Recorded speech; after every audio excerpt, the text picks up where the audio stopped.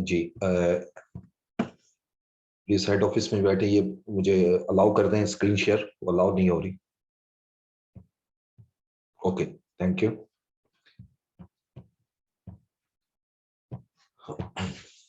अच्छा जी, हमने last time discuss किया था इंक्रीमेंटल बजट, और आज हम जीरो बेस्ड बजट में चलेंगे और बजट को क्लोज करेंगे। क्वेश्चन मैंने सारे सॉल्व करके भेज दिए हैं, उसको देख लीजिएगा, and then we will discuss from there. Zero based budget,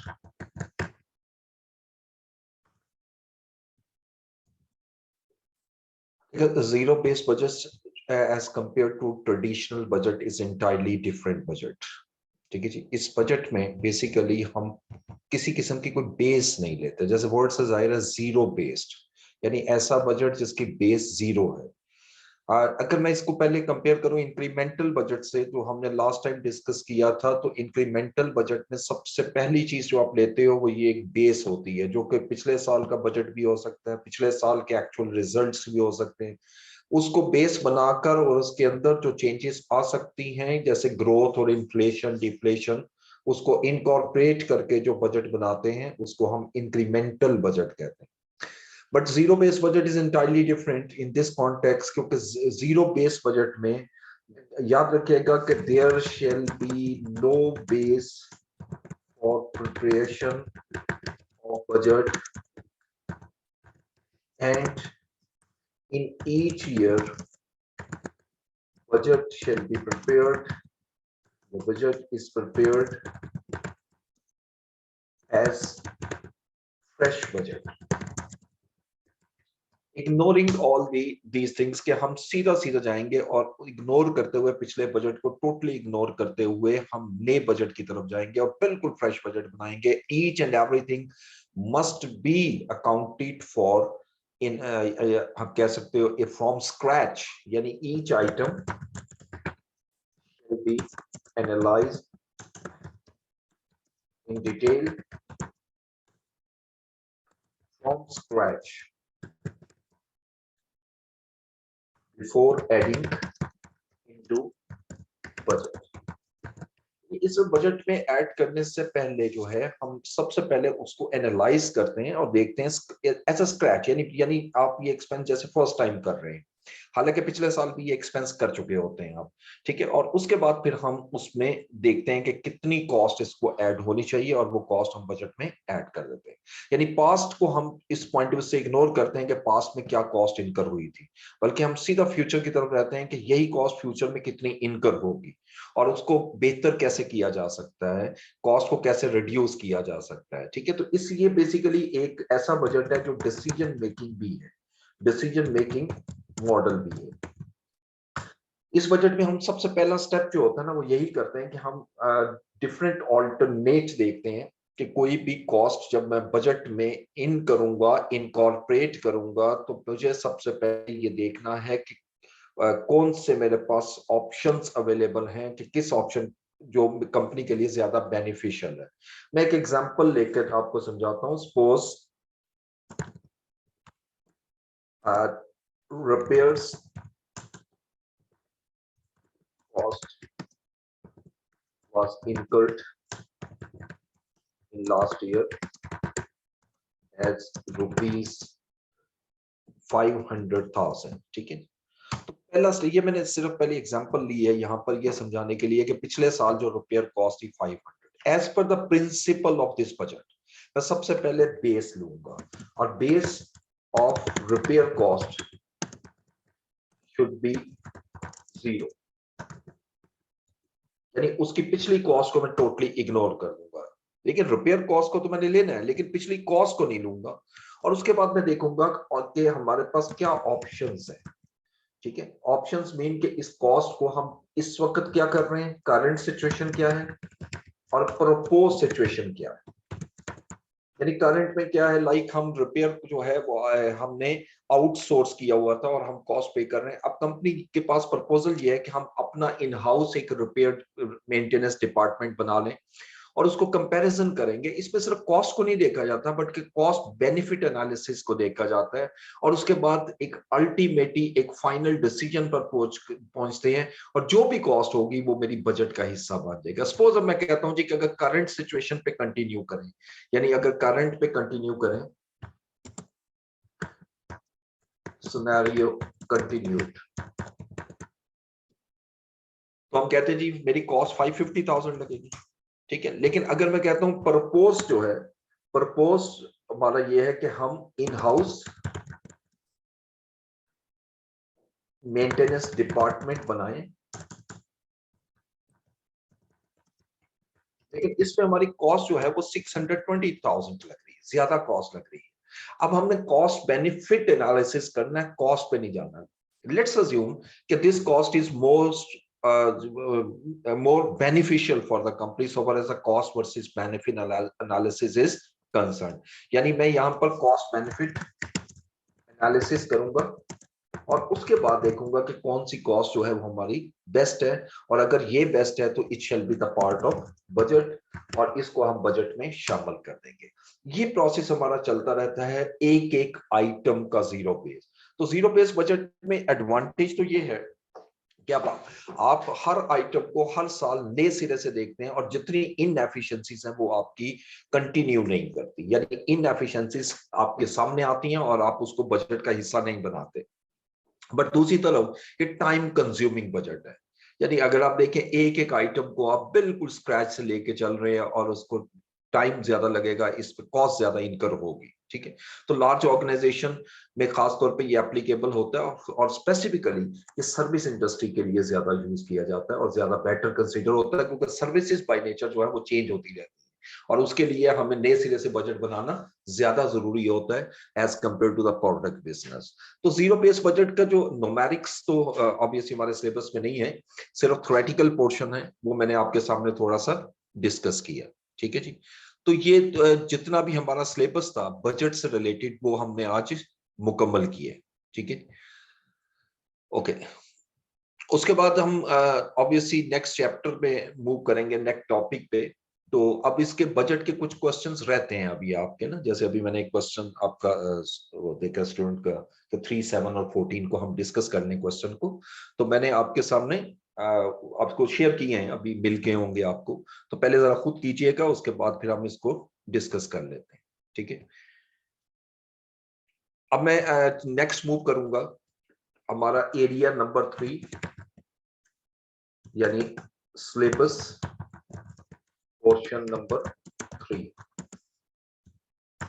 performance evaluation, और ये बहुत इंपॉर्टेंट है, और इसमें से काफी ज्यादा पेपर में आता है, और जो इसमें इजी पोर्शन है कुछ ज्यादा डिफिकल्ट नहीं है।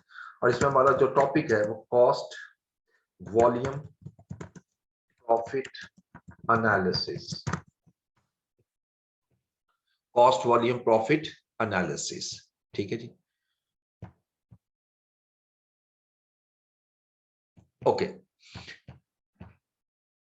देखिए इसमें इस चैप्टर में हमने डिस्कस क्या करना है कि वेरिएबल्स आपको नजर आएंगे, देयर आर 3 वेरिएबल्स, और कौन कौन से वेरिएबल्स हैं। The first variable is cost, volume पहले कर लेते हैं। First is a volume, second is a cost, and third is a profit.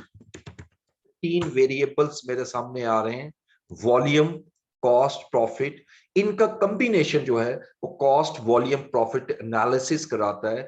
हम इस चैप्टर में ये डिस्कस करेंगे कि वॉल्यूम के अंदर इंक्रीज या डिक्रीज होने से हमारी कॉस्ट और प्रॉफिट पर क्या इंपैक्ट होगा, ठीक है। अगर मेरा वॉल्यूम इंक्रीज होता है तो उसका इंपैक्ट मेरा कॉस्ट पर क्या होगा, और अगर वॉल्यूम इंक्रीज होता है तो उसका इंपैक्ट प्रॉफिट पर क्या होगा, ठीक है। इसमें हमने सबसे इंपॉर्टेंट एरिया जो डिस्कस करना है that is break even point. What is break even point, हम इसको डिफाइन करते हैं, it is a sales level at which company would able to recover its fixed cost from contribution. अच्छा, अब यहाँ पर अगर एग्जामिनर आपसे क्वेश्चन करता है और कहता है जी डिफाइन ब्रेक इवन पॉइंट, और मोस्टली स्टूडेंट लिख देते हैं जी break even point is a point at which there is no profit no loss, तो याद रखिएगा इसके मार्क्स नहीं सही मिलते। उसकी रीजन ये है कि it is not a definition, it is outcome. यानी ब्रेक इवन पॉइंट वो पॉइंट होता है जहां पर बिल्कुल सही है, इस पर ना कोई प्रॉफिट होता है ना कोई लॉस। ये बिल्कुल ऐसे ही समझ लो कि अगर मैं आपसे पूछूं कि जी एसेट क्या है, आप बजाय कि मुझे एसेट की डेफिनेशन बताने की आप मुझे कहना शुरू कर दें कि ये फर्नीचर एसेट है, ये कैश एसेट है, ये रिसीवेबल एसेट है। लेकिन मैं आपसे ये क्वेश्चन अगर करूं कि जी ये एसेट है लेकिन क्यों है, तो वो आपकी बेसिकली डेफिनेशन होती है। इसलिए बहुत से स्टूडेंट, ये मैं अक्सर कहा करता हूं और हमेशा क्लास में ये कहता हूं, क्योंकि जब हम देखते हैं पेपर्स वगैरह में तो बहुत से स्टूडेंट ऐसे नजर आते हैं जहां पर वो ब्रेक इवन को सिंपल लिखते हैं, इट इज नो प्रॉफिट और नो लॉस, तो आउटकम की तरफ चले जाते हैं। इसलिए मैंने इसकी प्रॉपर डेफिनेशन आपके सामने लिखी। पहली बात याद रखिएगा, it is a sales level, ये हमारा सेल्स लेवल है। यानी मुझे ऐसा सेल्स लेवल चाहिए जहां पर कंपनी अपनी फिक्स कॉस्ट को रिकवर कर चुकी हो अपने कंट्रीब्यूशन से, उसको हम ब्रेक इवन पॉइंट कहते हैं। और डेफिनेटली इसका आउटकम क्या होगा, at this level there shall B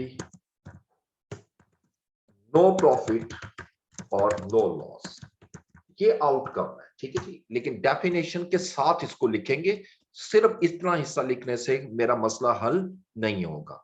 इसके सिंपल जरा लॉजिक देखते हैं कि ये ब्रेक इवन पॉइंट को हमने ये डेफिनेशन क्यों लिखी। देखिए, हर बिजनेस की एक कॉस्ट ऐसी होती है जो फिक्स कॉस्ट है। फिक्स कॉस्ट को हमने अपने कॉस्टिंग से पढ़ा हुआ है, और इसका मीनिंग क्या होता है कि इट इज अ कॉस्ट, यानी जो ये हमारा बेसिकली फिक्स कॉस्ट का अगर मैं डेफिनेशन थोड़ी सी रिवाइज करवा दूं यहाँ पर, तो हमने पढ़ी हुई है, it is a cost which remained constant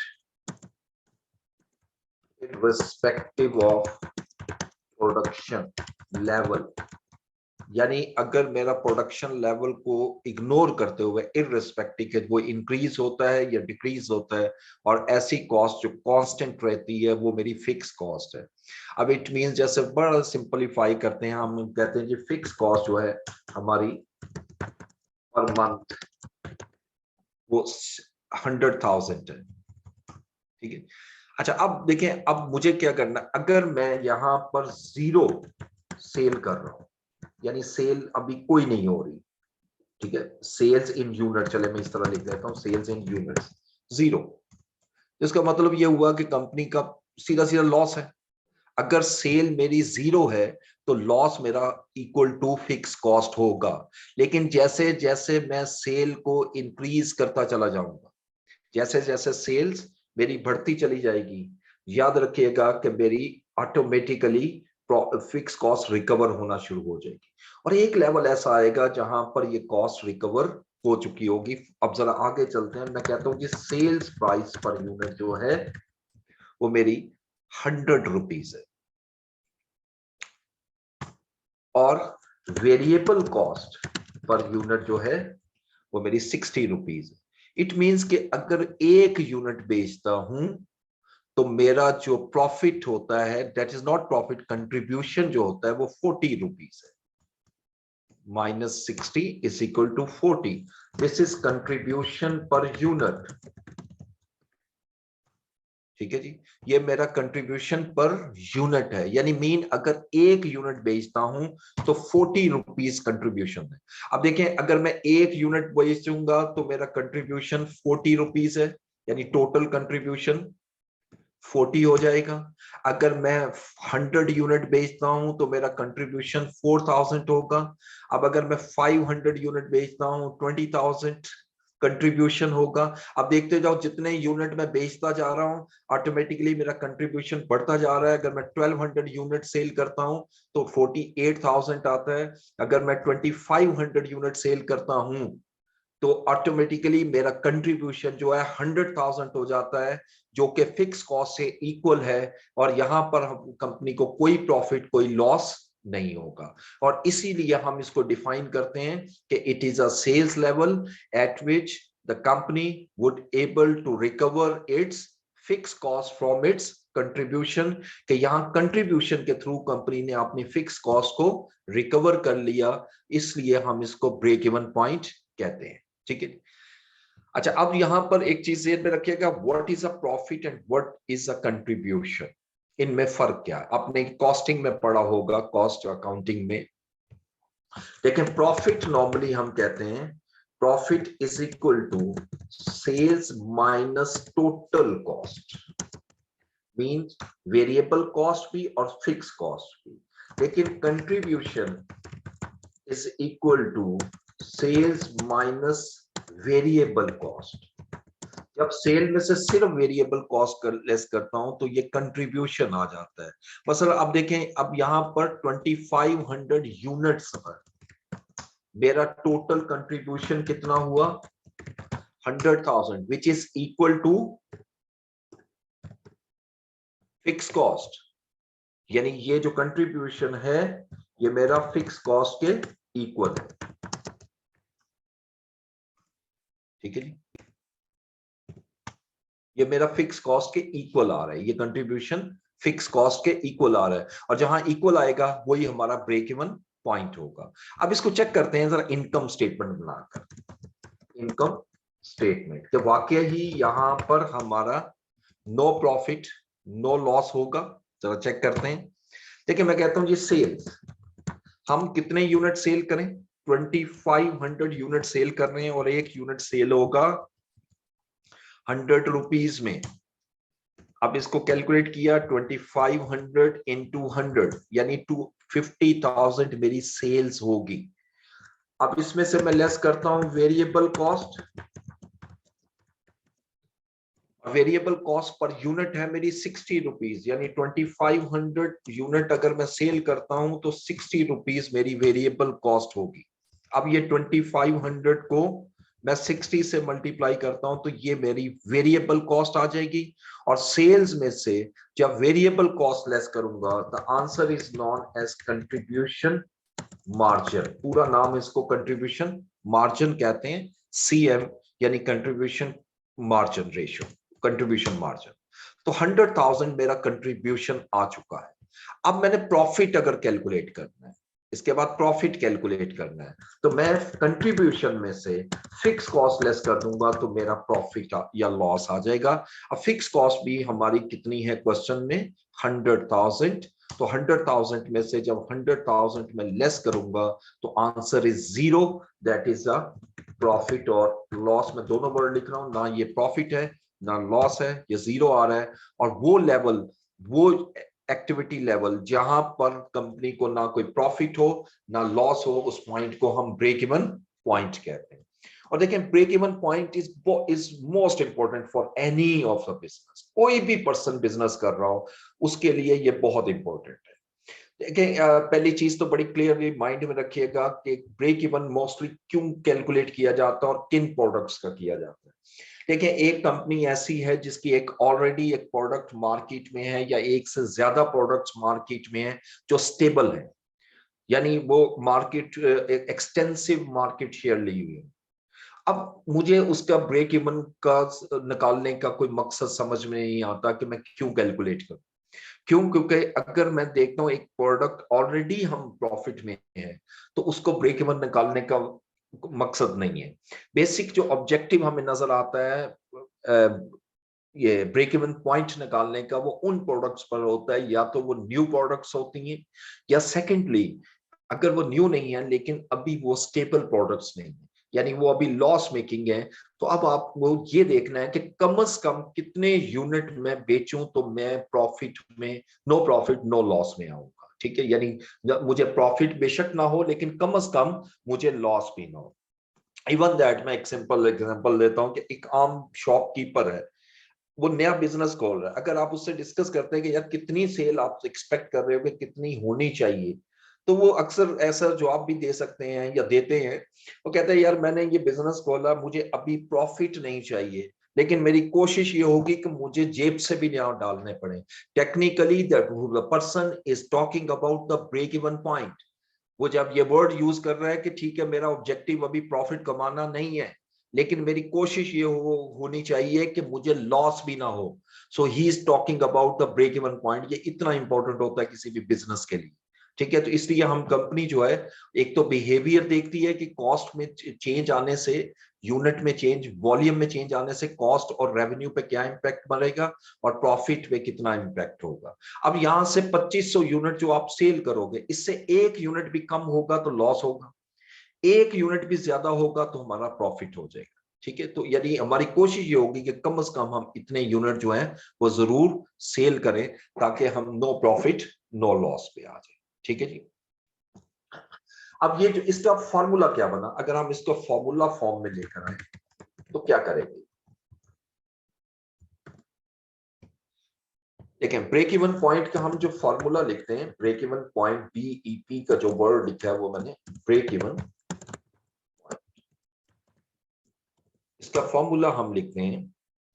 देखिए, अगर इसको गौर से देखिए तो हमें क्या नजर आता है कि मैंने क्या किया, कंट्रीब्यूशन को लेना है, फिक्स कॉस्ट को रिकवर करना है। मैं डेफिनेशन में जाता हूं तो मैं पहले लेता हूं फिक्स कॉस्ट, ठीक है। इसको रिकवर करना है, किस में से रिकवर करना है, मैथ का रूल लगा रहा हूं। मैथ के मुताबिक जिस में से रिकवर करना होता है वो डिनोमिनेटर होता है, इसको मैं कंट्रीब्यूशन पर यूनिट पे डिवाइड करता हूं। जब मैं इसको डिवाइड करूंगा तो ये मेरा break even point in units आ जाएगा, ठीक है। अब इसी एग्जांपल में अगर मैं इस फार्मूले के थ्रू कैलकुलेट करूं, इस फार्मूले के थ्रू, तो आप देखोगे आंसर वही होगा। अब देखो, मैं यहां लिखता हूं फिक्स कॉस्ट, ठीक है जी। फिक्स कॉस्ट कितनी है, 100,000, और मुझे कंट्रीब्यूशन पर यूनिट चाहिए, और कंट्रीब्यूशन पर यूनिट ये हमें क्वेश्चन में दिया हुआ है 40 रुपीज है, यानी 100,000 फिक्स कॉस्ट है और कंट्रीब्यूशन पर यूनिट 40 है। और फार्मूला के मुताबिक फिक्स कॉस्ट को अगर मैं कंट्रीब्यूशन पर यूनिट पे डिवाइड कर दूं तो ऑटोमेटिकली मेरा ब्रेक इवन पॉइंट आ जाएगा या ब्रेक इवन सेल्स आ जाएगी। पॉइंट भी कह सकते हैं, सेल भी कह सकते हैं। अब 100,000 को डिवाइड करता हूं मैं 40 पर, तो 2500 यूनिट्स जो हैं, that is a break even point. इस फार्मूले के तहत जब हम ब्रेक इवन पॉइंट निकालते हैं तो वो याद रखिएगा वो इन यूनिट्स निकलता है, राइट। अब इससे आगे मूव करेंगे नेक्स्ट लेवल।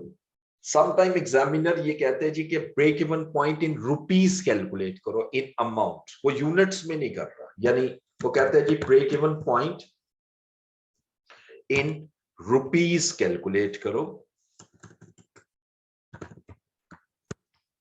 तो एक तो आसान तरीका ये है कि अगर हम ब्रेक इवन सेल जो निकाली है यूनिट्स को, इसको सेल प्राइस से मल्टीप्लाई कर दूं तो मेरा आंसर आ जाए। बट सम टाइम डाटा इस तरह दिया होता है कि पर यूनिट में कैलकुलेट हो ही नहीं सकता, तो फिर हम फॉर्मूला किस तरह निकालते हैं, fixed cost divided by contribution to sales ratio, ठीक है। ये जो कंट्रीब्यूशन टू सेल्स रेशियो है, व्हाट इज दिस, ठीक है। पहले इसको हम डिस्कस करेंगे, कंट्रीब्यूशन टू सेल्स रेशियो ये क्या है, इसका फॉर्मूला हम पहले डिस्कस करेंगे। What is contribution to sale, mean contribution divided by sales, simple. यानी कंट्रीब्यूशन जो है वो सेल्स के कितने परसेंट है, आप चाहे परसेंटेज में ना भी निकालो, रेशियो में कन्वर्ट कर लो। यानी अगर 1 रुपए की सेल करता हूं तो उसमें कितना कंट्रीब्यूशन मुझे जनरेट होता है, ठीक है। This is known contribution to sales ratio. और याद रखना है कि कंट्रीब्यूशन टू सेल्स रेशियो को हम कंट्रीब्यूशन मार्जिन रेशियो भी कहते हैं, कंट्रीब्यूशन मार्जिन रेशियो, ठीक है। इसको हम कंट्रीब्यूशन मार्जिन रेशियो भी कहते हैं।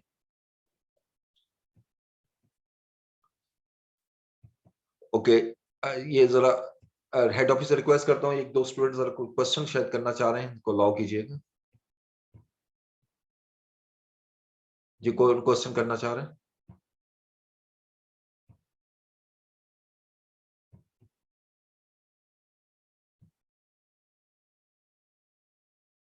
जी।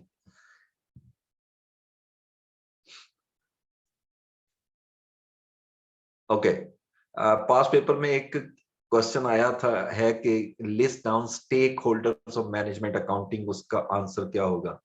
अच्छा, ये क्वेश्चन जो आप जो कर रहे हो, डेफिनेटली इसका जवाब मैं दे दूंगा, वो मसला नहीं है, बट इस टॉपिक से पहले क्वेश्चन करने। स्टेक होल्डर्स तो 9 स्टेक होल्डर होते हैं मैक्सिमम, यानी 9 से 10 होते हैं, तो वो तो हम अलग क्लास में भी डिस्कस कर सकते हैं ऐसी चीजें। अभी इससे रिलेटेड अगर क्वेश्चन है तो कर लो। चले, मैं आगे बढ़ता हूँ। तो ये कंट्रीब्यूशन मार्जिन रेशियो भी कहते हैं, यानी सीएम रेशियो। इसको अगर मुख्तसर करूं तो सीएम रेशियो के थ्रू भी हम इसको कैलकुलेट कर सकते हैं। जी, थ्योरी का पोर्शन इंशाल्लाह जो मैं आपको नोट्स दूंगा उसमें सारा कवर हो जाएगा, आप उसके परेशान ना हो। अब मैं अगर इसकी कैलकुलेशन करूं तो मुझे दो चीजें चाहिए। एक तो मुझे चाहिए फिक्स्ड कॉस्ट, फिक्स कॉस्ट। अब फिक्स कॉस्ट है 100,000। और अब मुझे दूसरी चीज कैलकुलेट करनी है कंट्रीब्यूशन टू सेल्स रेशियो। इसको मुख्तसर हम लिखते हैं सीएस रेशियो। और सीएस रेशियो कैसे निकलेगी? अभी मैंने इसका फार्मूला आपके सामने लिखा, कंट्रीब्यूशन ओवर सेल्स। अब देखिए, हमारा कंट्रीब्यूशन है 40 डिवाइडेड बाय सेल्स कितनी है 100, तो ये 0.40 जो है ये मेरा कंट्रीब्यूशन टू सेल्स रेशियो आ जाएगा। अब अगर इसको इस पे डिवाइड करता हूं तो ये मेरे पास ब्रेक इवन सेल्स आ जाएगी इन रुपीज। तो 100,000 को डिवाइड करता हूं इस अमाउंट पर तो 250,000 रुपीज जो है that is break even sales. ये इसको मैं येलो कलर से हाईलाइट कर रहा हूं, ये आंसर यहां पर यूनिट्स है। ठीक है, अब देखिए अगर ये यूनिट्स वाले को भी मैं अगर रुपीस में कन्वर्ट करना चाहूं तो यही आंसर आएगा कि 2500 इंटू इसकी सेल प्राइस से मल्टीप्लाई करूंगा तो break even point in sales आ जाएगा। तो ये दो फॉर्मूले आपने जेहन में रखने हैं, break even point in units और break even point in rupees. ठीक है, अब इससे अगले स्टेप पे जाने से पहले हम कुछ अजम्पशंस डिस्कस करेंगे। अजम्पशंस ऑफ सीवीपी एनालिसिस, ये बहुत जरूरी है कि जब भी हम ये कैलकुलेट कर रहे हैं ब्रेक इवन पॉइंट, इसके लिए हमें कुछ अजम्पशंस लेनी होती हैं। याद रखिएगा, पहली अजम्पशन हमारी क्या होती है? The first assumption is that fix sales price shall remain constant, यानी मीन जो हमने सेल प्राइस जैसे इस क्वेश्चन में अज्यूम की 100 रुपीस होगी, तो वो हम ये अज्यूम करेंगे कि सेल प्राइस हमारी कांस्टेंट रहेगी, उसमें चेंज नहीं आएगी। ठीक है। Number 2, variable cost per unit शैल आल्सो रिमेन कांस्टेंट। तो वेरिएबल कॉस्ट है पर यूनिट, ये वर्ड जरा ज़हन में रखिएगा, पर यूनिट, टोटल में नहीं कहा मैंने। ठीक है, ये पर यूनिट जो है उसमें सेम रहेगी। ठीक है,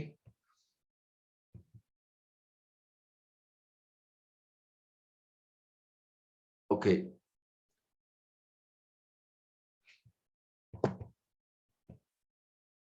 variable cost per unit shall also remain constant. Number 3,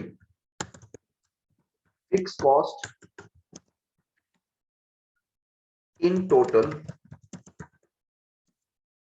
shall remain same. ये तो खैर इसके फीचर भी होता है कि फिक्स कॉस्ट सेम रहेगी, ये भी कांस्टेंट रहेगी। तो ये तीन अजम्पशन अभी मैंने सामने आपके लिखी। और चौथी अजम्पशन हम लिखते हैं production is equal to sales. Production is equal to sales, यानी इट मींस कि जितने यूनिट हम प्रोड्यूस कर रहे हैं वो सारे सेल हो रहे हैं। या इसका एक और मीनिंग भी हो सकता है production is equal to sale का, कि हम इन्वेंट्री लेवल हमारा चेंज नहीं होगा, इन्वेंट्री लेवल हमारा कांस्टेंट रहेगा। अगर याद रखिए इन्वेंट्री लेवल हमारा कांस्टेंट रहेगा तो प्रोडक्शन जो है वो सेम रहेगी। ठीक है जी, इंटू 100/40 करें तो फॉर्मूला भी ठीक हुआ। ठीक है, आप जो फार्मूला यूज कर रहे हो, ठीक है, आंसर वही आएगा जिस तरह आप कर रहे हैं। 100/40 ये जो कैलकुलेट किया 100/40 है। असल में हम उसको रेशियो निकाल लेते हैं ना, तो इस वजह से इसको सिंपल रेशियो पे डिवाइड कर दें या 100/40 कर दें, आंसर वही आएगा। ओके जी, अजम्पशंस ये ले दें। अब मैं आप लोगों से एक छोटा सा क्वेश्चन करता हूँ, जरा सिंपल सा। आप अपने चैट में जरा इसका जवाब लिखिएगा। बड़े ध्यान से मेरी बात सुनिएगा। मैं आपसे कहता हूं जी, कंपनी एक new product, company is launching a new product and company's objective is to sell the units at break even level. ये mean company intends to avoid the losses and its objective is even not to earn any profit। ठीक है। So what should be the budgeted value? इसी question में अगर मैं budget बनाना चाहूं तो क्या मैं बजट 2500 यूनिट का मुझे बनाना चाहिए अगर इस ऑब्जेक्टिव को मैं देखूं, या इससे ज्यादा बनाना चाहिए? Any student who can write on the chat.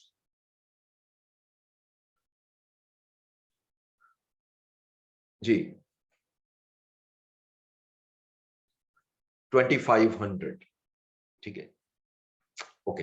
Mostly अभी जो जिन्होंने सवाल आंसर दिए मोस्टली ये कह रहे हैं जी 2500 बिल्कुल ठीक है, नजर आता है। उसकी रीजन क्या है? It's okay. इसकी रीजन क्या नजर आती है कि जी फिर 2500 क्यों? क्योंकि कंपनी का ऑब्जेक्टिव ये है। कंपनी का ऑब्जेक्टिव ये है कि जी मुझे प्रॉफिट नहीं चाहिए लेकिन लॉस भी ना हो, तो इसका मतलब ब्रेक इवन ही ऑब्जेक्टिव है। तो फिर बजट भी 2500 का होना चाहिए। लेकिन दूसरी तरफ जैसे एक स्टूडेंट लिखा कि मोर देन 2500, ये जो अजम्पशंस हैं, दीज आर मोस्ट इंपॉर्टेंट। अगर आपकी ये अजम्पशन जो है ये आपकी करेक्ट प्रूफ नहीं होती, जब आप प्रोडक्ट मार्केट में लॉन्च करते हो और ये अजम्पशंस एडवर्स इंपैक्ट डालती हैं, लाइक सेल्स प्राइस जो है वो हमें मार्केट में थोड़ी सी कम करनी पड़ती है, यानी 100 रुपीज जैसे अभी हमने क्वेश्चन में ली, अब हम ये कहते हैं जी कि नहीं 100 रुपीज से कम पे सेल करनी पड़ेगी क्योंकि मार्केट कंपटीशन बहुत ज्यादा है।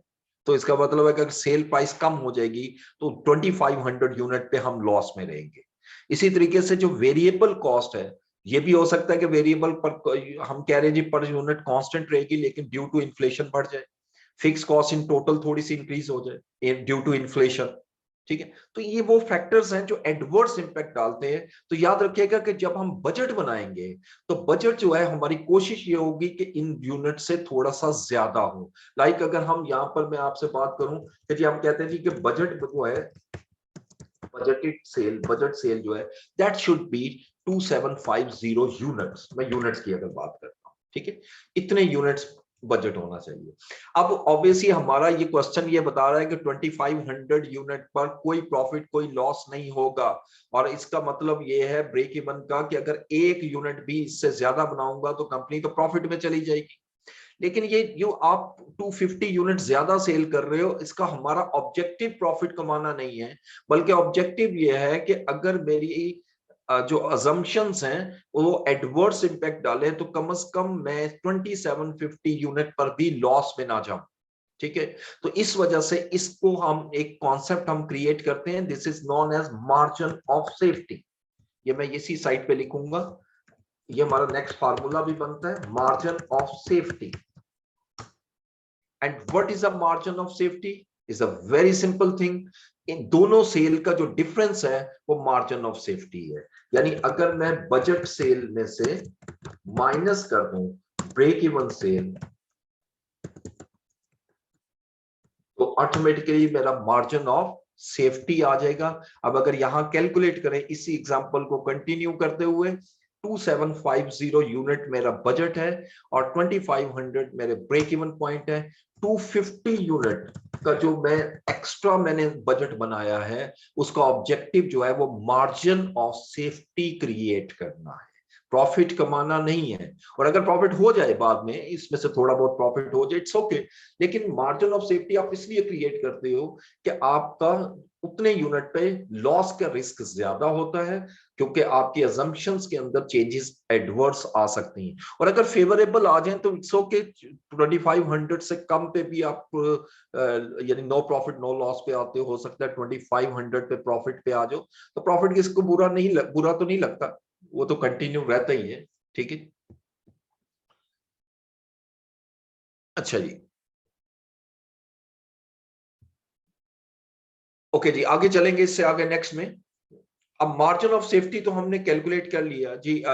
ये अलाउ कीजिएगा स्टूडेंट को क्वेश्चन करना चाह रहे हैं, मोहम्मद सलीम औरंगजेब।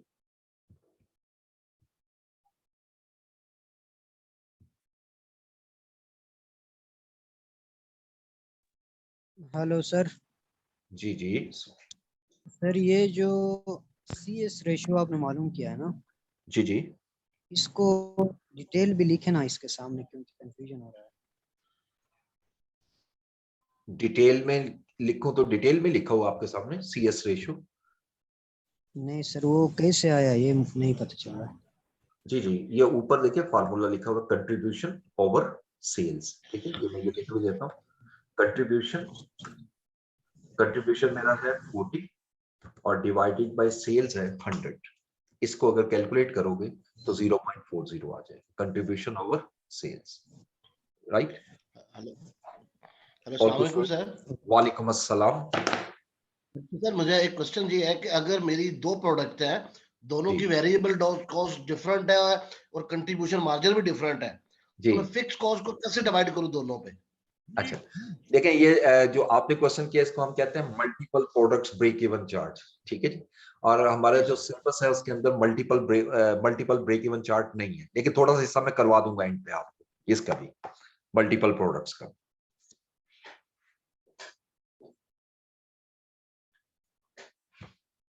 और कोई क्वेश्चन? ये पूछ लें क्वेश्चन, अभी पूछ लें क्वेश्चन प्लीज।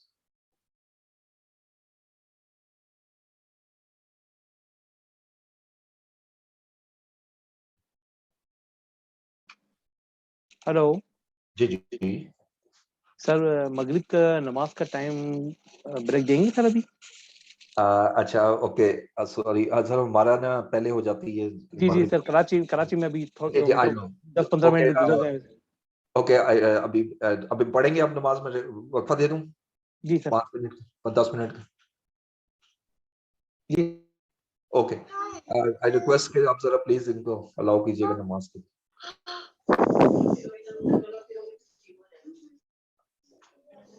अस्सलाम वालेकुम सर। हेलो वालेकुम अस्सलाम। सर लास्ट जी प्लीज कंटिन्यू कीजिएगा, आपकी जी आवाज सर। नहीं। जी जी जी सर, मैं कह रहा था कि लास्ट चैप्टर में जो कवर किया था उसमें बजटेड पीएनएल रह गया था मे बी, कि पास पेपर्स में बजटेड पीएनएल भी आया हुआ जी जी, बिल्कुल आया वो क्वेश्चन में, एक आया हुआ है जी। तो सर वो करवाएंगे आप? असल में वो सब ये वो बिल्कुल करवा दूंगा, उसी में क्वेश्चन में करेंगे। ओके ओके, तो चलिए सेपरेट ठीक है तो वो सर। फॉर्मेट तो वही है ना इनकम स्टेटमेंट का। जी जी हाँ जी। आप मीनवाइल वो जो नमाज पढ़नी पढ़ ले, और जो क्वेश्चन करना चाहते हैं वो कर सकते हैं।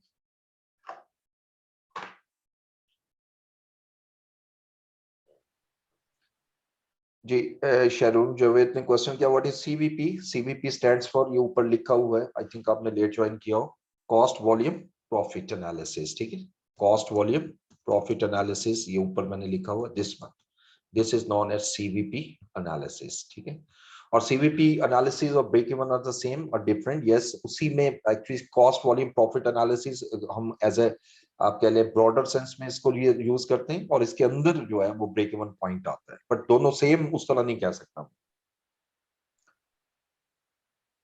बजटेड सेल कैसी आई? बजट क्वेश्चन में गिवन होगा जी, कोई क्वेश्चन करना चाह रहे करें please. Sir margin of safety का थोड़ा कॉन्सेप्ट दोबारा बता दें। जी, मार्जिन ऑफ सेफ्टी में कॉन्सेप्ट ये होता है कि हम जब कोई भी प्रोडक्ट सेल करते हैं, मार्केट में लाते हैं, और हमारा ऑब्जेक्टिव बेशक प्रॉफिट कमाना नहीं होता, लेकिन हम कोशिश ये करते हैं कि ब्रेक इवन पॉइंट से कुछ ज्यादा अमाउंट का बजट बनाएं यूनिट्स का। लॉजिक उसके पीछे ये होती है कि अजम्पशंस जो हमने ली होती हैं उसके अंदर हमारा अगर कोई एडवर्स इम्पैक्ट आ जाए तो हम उतने यूनिट जितने ब्रेक इवन पॉइंट पे हमने बनाए थे उस पर लॉस पे जा सकते हैं। तो हमारा इसका नाम से ही जाहिर है मार्जिन ऑफ सेफ्टी। ठीक है, यानी मीन कि हम मार्जिन ऑफ सेफ्टी क्रिएट कर रहे हैं, मार्जिन ऑफ सेफ्टी क्रिएट कर रहे हैं कि हम ताकि प्रॉफिट लॉस में ना जाए, ये बेसिक ऑब्जेक्टिव होता है। ठीक है, और ठीक है सर। सर, अस्सलाम वालेकुम। वालेकुम अस्सलाम। सर, लास्ट लेक्चर में आपने फिक्स्ड और फ्लेक्सिबल बजट का कॉन्सेप्ट बताया था।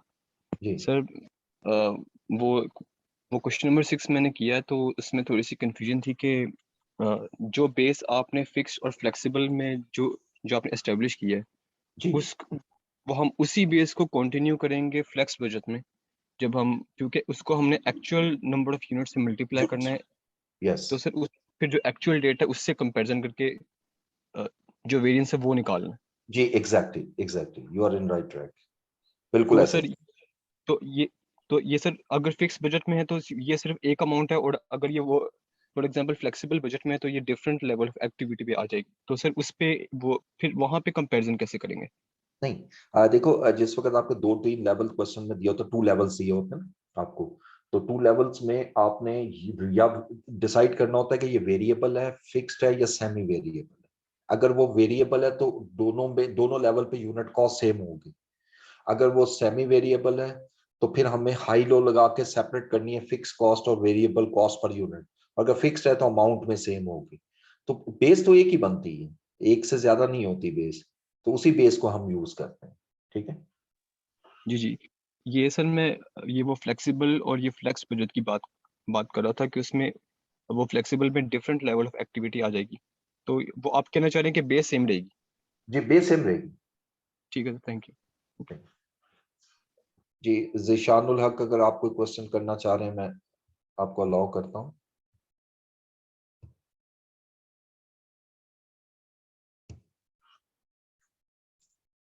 No sir, thank you sir, thank you. Okay okay जी।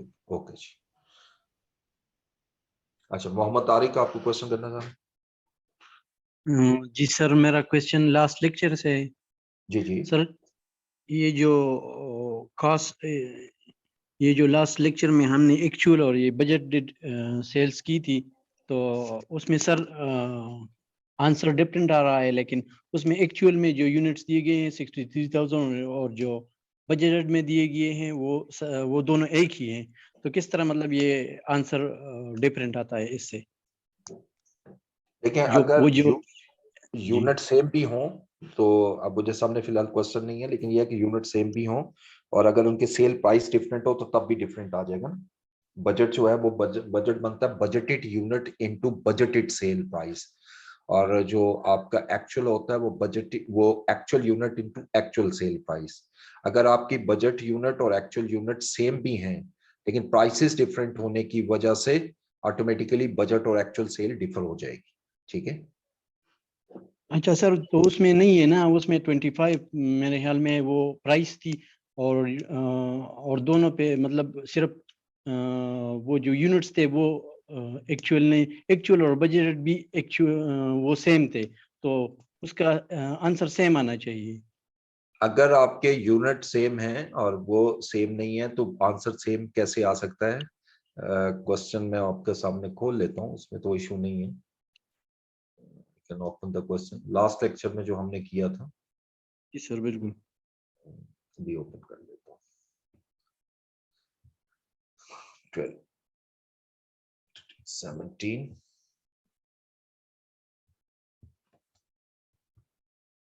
ये सर, ये कंट्रोल सिस्टम फ्लेक्स्ड बजट वाला, कंट्रोल स्टेटमेंट फ्लेक्स्ड बजट वाला, जी ये ये जो मेरे सामने बजटेड यूनिट्स है ये भी 86,000 है, ये एक्चुअल यूनिट्स भी 86,000 है यूनिट्स है।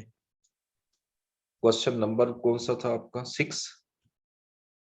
जी बिल्कुल, जी 6 से ऊपर सर, 6 से ऊपर जो ये जो एग्जांपल में at the end of period actual units sold 86,000 and total revenue generated at the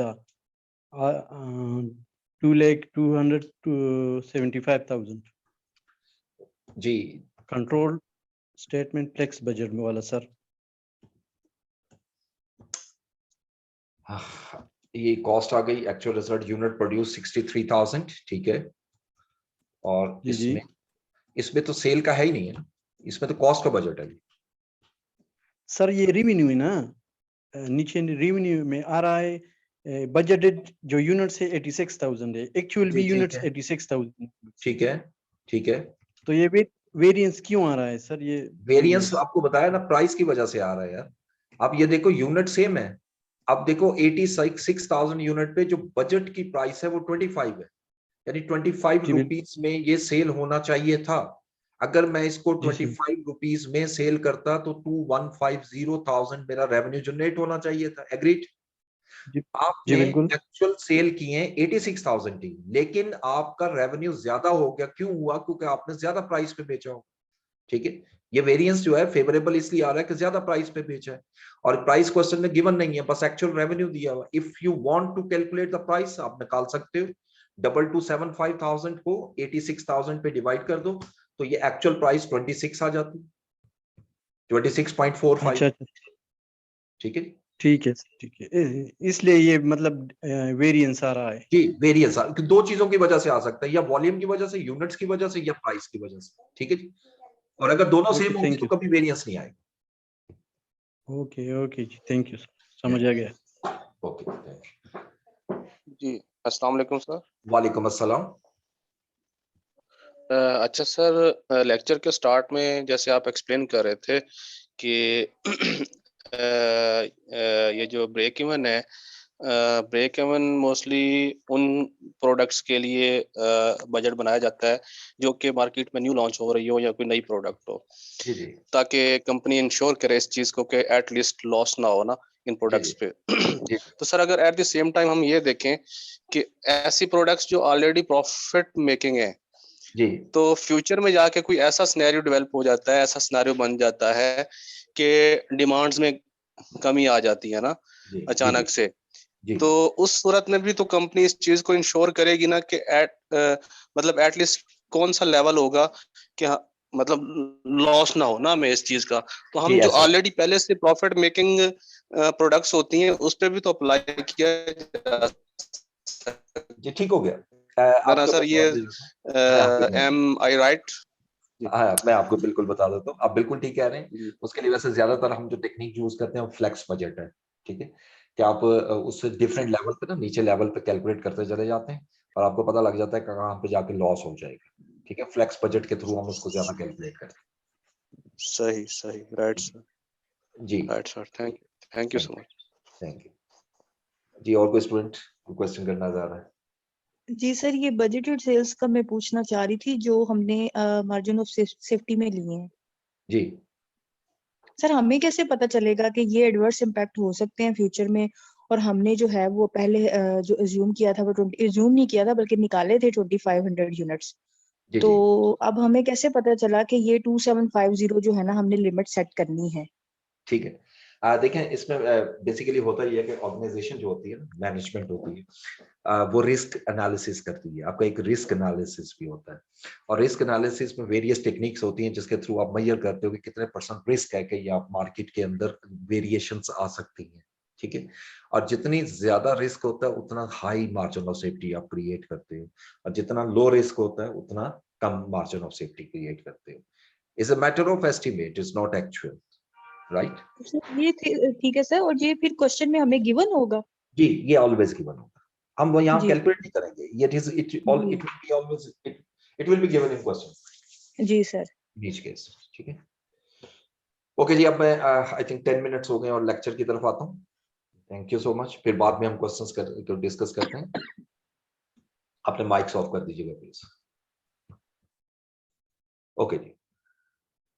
तो हम यहां तक मार्जिन ऑफ सेफ्टी तक पहुंचे थे, और ये मैं एक बार फिर रिपीट करता हूं कि मार्जिन ऑफ सेफ्टी जो हम कैलकुलेट कर रहे हैं, इसका बेसिक ऑब्जेक्टिव जो है वो सिर्फ ये है कि हम जो रिस्क मिटिगेट कर रहे हैं, कि एक रिस्क जरूर होता है किसी भी कंपनी में कि ये जो हमने अजम्पशंस ली हैं ये तो जस्ट अजम्पशन पे बेस्ड है, तो अजम्पशंस के अंदर कितनी % चेंजेस आ सकती हैं उसको कुछ किसी रिस्क एनालिसिस टेक्निक्स लगाकर उसको मेजर किया जाता है, प्रैक्टिकल सिचुएशन में बता रहा हूं, और उसके मुताबिक फिर हम मार्जिन ऑफ सेफ्टी क्रिएट करते हैं।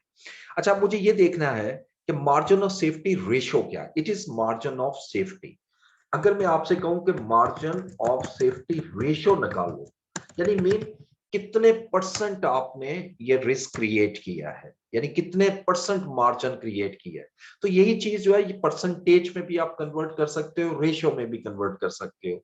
इसके लिए हम फॉर्मूला क्या यूज करते हैं, यही same, budget sales minus break even sales,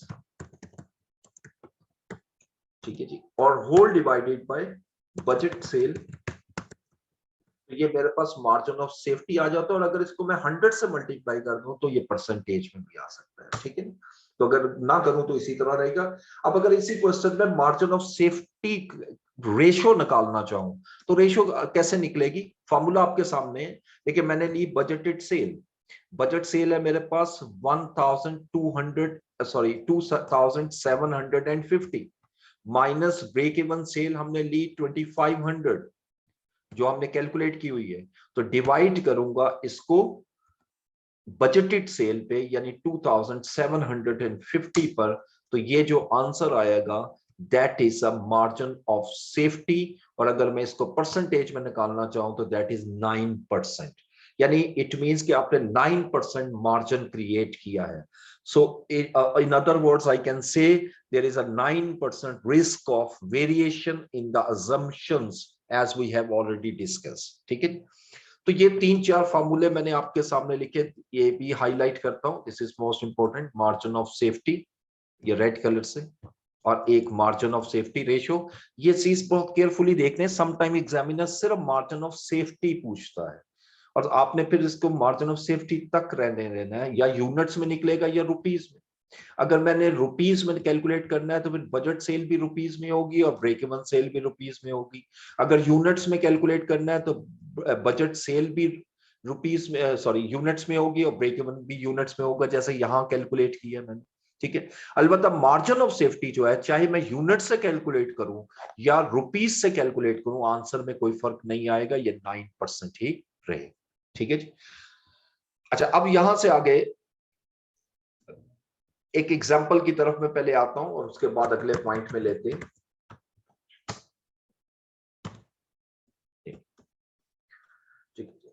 अब मैं लिखता हूं जी कि sales price company intends to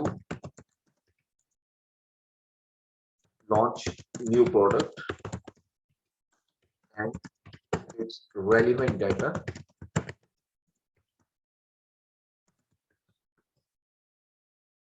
is given.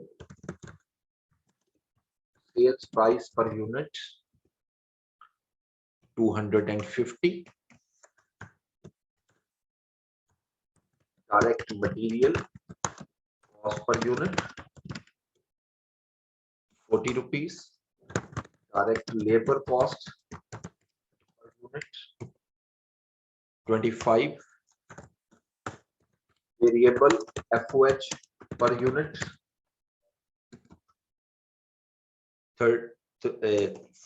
45. Selling cost per unit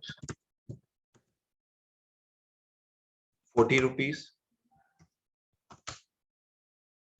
30 कर देते हैं इसको. And fix cost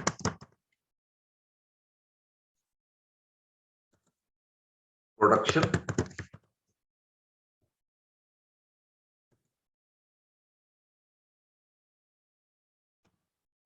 350,000 and administration fixed cost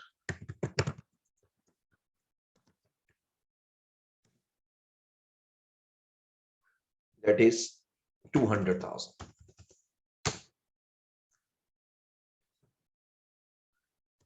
Budget company has set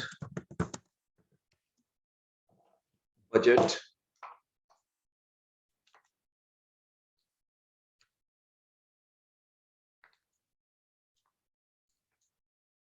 of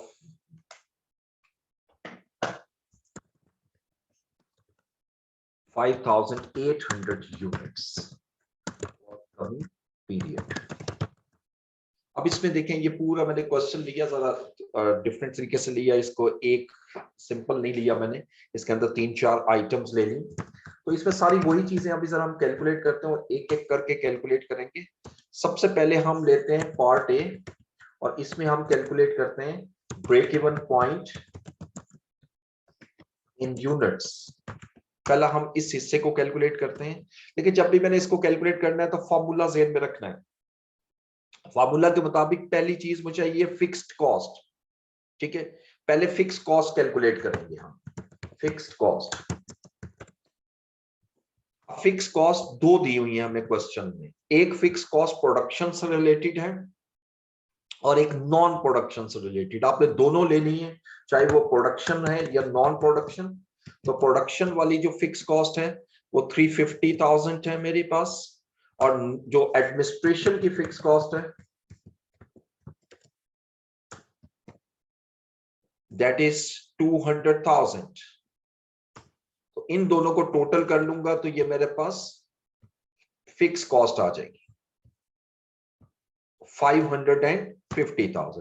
तो जो फॉर्मूला है वो मैं इस तरह कर रहा हूं कि न्यूमरेटर पहले कैलकुलेट कर रहा हूं, फिर नीचे डिनोमिनेटर कैलकुलेट करूंगा और फिर मैं आंसर निकाल लेता हूं। अब फॉर्मूले के मुताबिक दूसरे स्टेप पे मुझे चाहिए कंट्रीब्यूशन पर यूनिट, यानी ये जो पहला आंसर निकाला है ये येलो कलर कर रहा हूं मैं, दिस इज फिक्स कॉस्ट। अब मुझे दूसरा चाहिए कंट्रीब्यूशन पर यूनिट, और कंट्रीब्यूशन पर यूनिट का फॉर्मूला हमने क्या पढ़ा था, sales price minus variable all variable cost, sales price per unit. अब सेल्स प्राइस पर यूनिट जो है हमारे पास दैट इज 250 रुपीज। अब इसमें से मैंने लेस करनी है वेरिएबल कॉस्ट। अब देखें कौन कौन सी कॉस्ट दी हुई है, इसको पहले डिस्कस करेंगे। Direct material cost per unit, direct material cost हमारी वेरिएबल कॉस्ट होती है। डायरेक्ट लेबर कॉस्ट ये भी वेरिएबल कॉस्ट होगी। Variable factory overhead per unit ये तो गिवन है वेरिएबल है, और सेलिंग कॉस्ट पर यूनिट में जो दी हुई है वो वेरिएबल होगी। ठीक है, तो ये चार कॉस्ट है वेरिएबल, ये चारों लेस करूंगा मैं। तो मैं सबसे पहले लेता हूं तो डायरेक्ट मटेरियल पर कॉस्ट पर यूनिट, इसमें से लेस की 250 में से 40। उसके बाद direct labour cost per unit ये हमारे पास है 25 पर यूनिट। उसके बाद variable FOH per unit, variable FOH 45 per unit, और उसके बाद सेलिंग कॉस्ट पर यूनिट जो है ये हमारे पास 30 रुपीज है। अब इसमें से जब मैं ये चारों अमाउंट लेस कर दूंगा तो जो आंसर आएगा दैट इज 110, ये मेरी आ जाएगी वेरिएबल कॉस्ट पर यूनिट। अब देखें फॉर्मूले के मुताबिक न्यूमरेटर मैंने कैलकुलेट किया फिक्स कॉस्ट 550,000 और कंट्रीब्यूशन पर यूनिट 110। ठीक है, तो मैं अगर इन दोनों को डिवाइड कर दूं तो that is a break even point या break even sales in units आएगी। और इसका फार्मूला क्या है जो हमने पढ़ा था, fix cost divided by contribution per unit. ठीक, तो इसी को मैं ले रहा हूं। देखिए हमारी फिक्स कॉस्ट है 550 और डिवाइड करूंगा इसको 110 पे, तो 5000 ये आगे लिख भी देता हूं, वैसे तो यहां लिखा है break even sale in units, ये मेरा break even point in units में कैलकुलेट हो गया। ठीक है, या रेड कलर से मैं इसको हाईलाइट भी कर रहा हूं और येलो भी कर रहा हूं। This is the answer part A. यानी अगर मैं 5000 यूनिट सेल करता हूं तो मेरा break even point in units आ जाएगा। अब सेकंड पार्ट में वो एग्जामिनर हमसे ये कहता है जी कि break even part break even sales calculate करें या ब्रेक इवन पॉइंट कैलकुलेट करें इन रुपीस। अब जब रुपीस में रिक्वायर कर रहा है तो मैं अगेन वही फार्मूला दोबारा लेता हूं। तो पहली चीज मुझे चाहिए फिक्स्ड कॉस्ट जो ऑलरेडी मैंने कैलकुलेट की हुई है, तो मैं दोबारा इसको यहां पर लाता हूं फिक्स कॉस्ट को। ठीक है जी, ये कैलकुलेट हुई है, बल्कि इसी को कॉपी करके यहां ले आते हैं सेम इसी तरह, ताकि आपके ज़हन में रहे दिस वन। ये फिक्स कॉस्ट आ गई हमारे पास, अलबत्ता फार्मूला इसका जो लिंक था इसको सही कर लेते हैं। 350 और 200 ये फिक्स कॉस्ट आ गई। अब सेकंड डिनोमिनेटर में मुझे चाहिए contribution per unit, sorry contribution to sales ratio. अब ये मुझे सेकंड कैलकुलेशन करनी है। अब इसमें दो चीजें चाहिए, कंट्रीब्यूशन और सेल्स, जो ऊपर हमने कैलकुलेट किया हुआ है। पहले मैं लेता हूं कंट्रीब्यूशन कितना है, और ये कंट्रीब्यूशन जो मैं ले रहा हूं पर यूनिट है। याद रखिएगा अगर कंट्रीब्यूशन पर यूनिट ले रहा हूं तो सेल प्राइस भी पर यूनिट होगी। कंट्रीब्यूशन पर यूनिट 110 है और सेल्स प्राइस पर यूनिट हमारे पास कितनी है ये देखते हैं ऊपर 250। यानी अगर आप 250 रुपीज सेल में एक प्रोडक्ट सेल करते हो तो 110 उस पर हमें कंट्रीब्यूशन मिल जाता है। तो CS रेशियो क्या बनी, अब फार्मूला क्या है मैं ब्रैकेट में लिख रहा हूं, contribution per unit divided by sales per unit.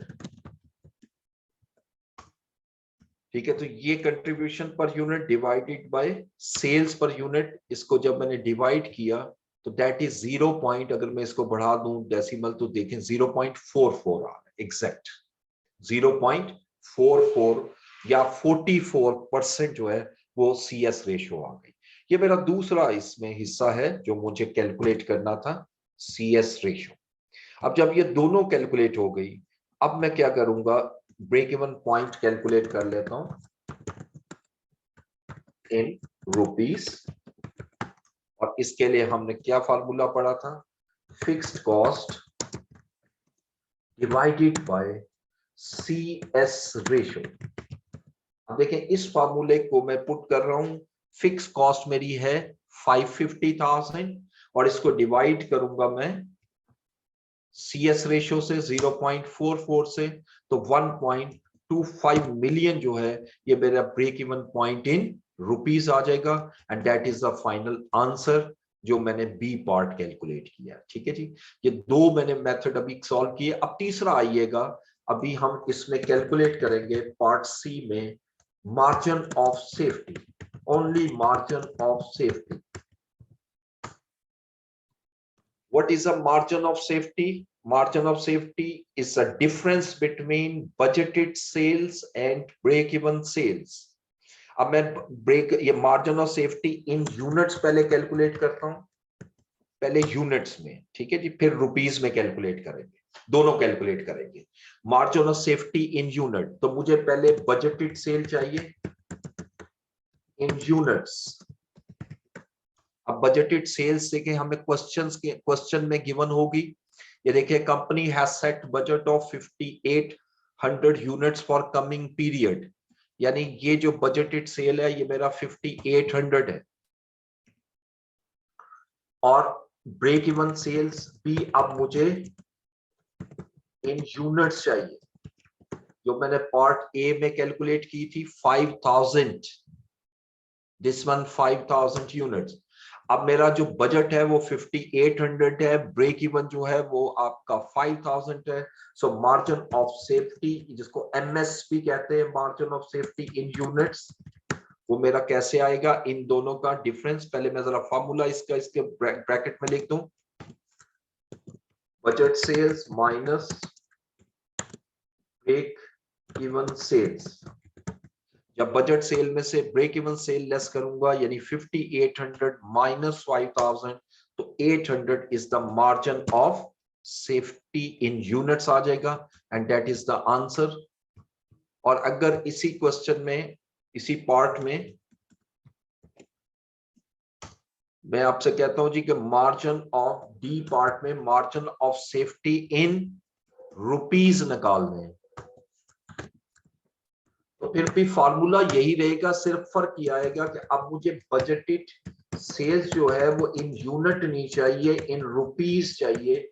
और वो कैसे निकलेगी, देखें बजटेड सेल्स इन यूनिट 5800 है, और एक यूनिट आपने बजट किया है कि मैं 250 में सेल करूंगा, तो इसको मल्टीप्लाई कर दूंगा तो ये सेल में आ जाएगी अमाउंट में, यानी 250 इंटू 5800, तो 1450,000 मेरी बजटेड सेल है, जिसको मैं 1.45 मिलियन भी कह सकता हूं।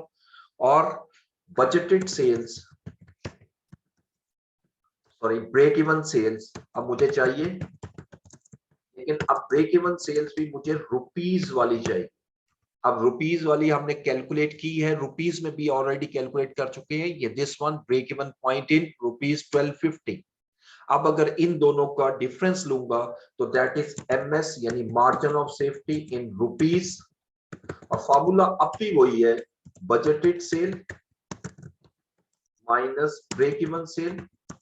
सिर्फ फर्क क्या है ऊपर फार्मूले और इस फार्मूले की वैल्यूज में, कि जब मैंने यूनिट्स में कैलकुलेट किया तो बजटेड सेल भी यूनिट्स में ली और ब्रेक इवन सेल भी यूनिट्स में ली, और अगर मैं रुपीस में निकालना चाह रहा हूं तो बजट सेल भी मैं रुपीस में लूंगा और ब्रेक इवन सेल भी मैं रुपीस में लूंगा, तो 1450 में से 1250 लेस कर दीजिएगा, तो 200 is the margin of safety in rupees आएगा। ठीक है, this one is the answer. अब इसके बाद अगर मैं आपसे कहूं पार्ट ई में आप कैलकुलेट कर दो margin of safety ratio, margin of safety ratio. तो मार्जिन ऑफ सेफ्टी रेशियो के लिए हमारे पास फार्मूला क्या होगा, budgeted sales minus break even sales divided by budgeted sales in 200। तो इसके लिए हम सीधा फार्मूला लिखते हैं। देखिए पहले मैं लेता हूं बजटेड सेल्स, फिर मैं लेता हूं ब्रेक इवन सेल्स, ये दोनों वैल्यू। अब चाहे आप यूनिट से निकालो या रुपीस से निकालो, मैं दोनों निकाल के दिखाता हूं, आंसर में कोई फर्क नहीं आएगा। ये देखिए ये यूनिट्स और रुपीस दोनों मैंने लिख दिए। अब अगर मैं कहूं बजट सेल इन यूनिट्स लीजिएगा, बजट सेल इन यूनिट्स मेरे पास है 5800 और break even sale in units 5000। इसी तरह बजटेड सेल्स इन रुपीस 1,450,000 और ब्रेक इवन सेल्स इन रुपीस 1250,000। ठीक है जी, ये दोनों कैलकुलेट किए। अब मैं अगर मार्जिन ऑफ सेफ्टी रेशियो निकालूं तो फॉर्मूला आपके सामने है। कैसे लगाएंगे हम फॉर्मूला, हमने पढ़ा था कि budgeted sale minus break even sales divided by budget sales. ठीक है जी।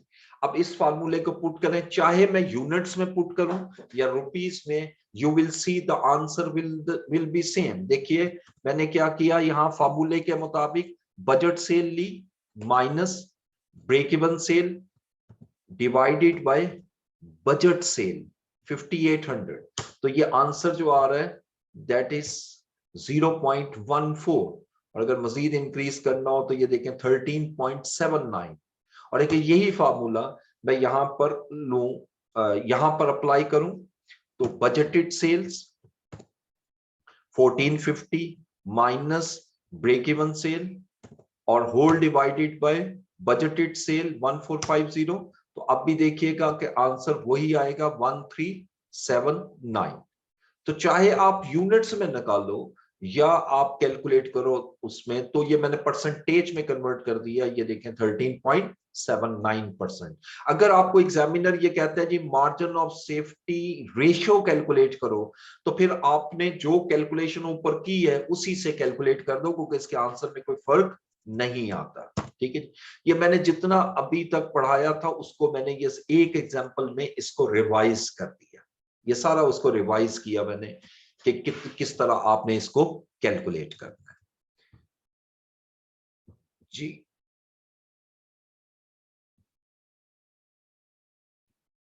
जी, कोई क्वेश्चन करना चाह रहा है जी? राय अहमद रजा जी, पूछिए जी। जी अहमद कुछ क्वेश्चन करना चाह रहे हैं? अस्सलाम वालेकुम वालेकुम सलाम। सर, ये मुझे ना ये मार्जिन ऑफ सेफ्टी में जो डिनोमिनेटर है ना बजट सेल, ये जो हम लेते हैं इसमें कंफ्यूजन आ रही है अच्छा, नहीं क्या कंफ्यूजन है, बोलिए।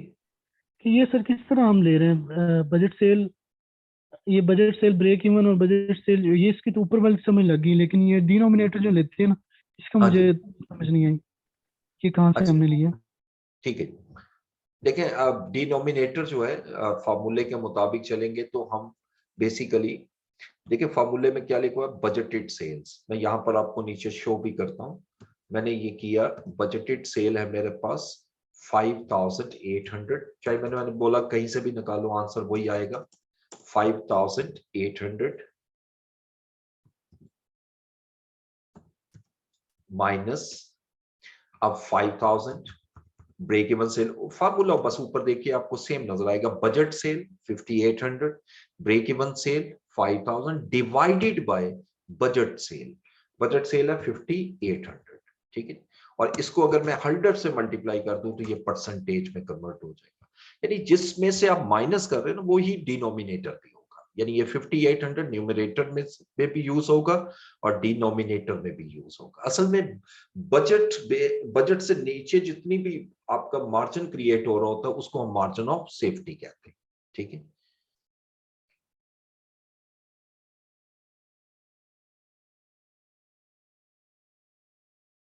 ओके, अच्छा जी। अच्छा, अब यहाँ एक पॉइंट और आपसे डिस्कस करूंगा। समटाइम एग्जामिनर एक पार्ट और ऐड करता है और वो ये आपसे कहता है part F, calculate sales level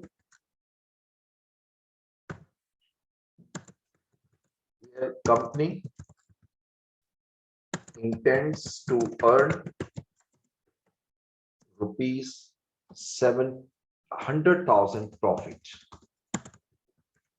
अच्छा, अब यहां पर आपसे ब्रेक इवन पॉइंट नहीं पूछ रहा, यहां से एग्जामिनर आपसे क्वेश्चन में ये कह रहा है जी कि आप वो सेल्स लेवल कैलकुलेट कर दो जहां पर कंपनी को 100,000 प्रॉफिट हो। देखो, अगर मैं ब्रेक इवन पॉइंट निकालता हूं सेल्स लेवल, वो भी सेल्स लेवल, लेकिन वो सेल्स लेवल है जहां पर हम ये अज्यूम करते हैं कि कंपनी को कोई प्रॉफिट या कोई लॉस नहीं होगा।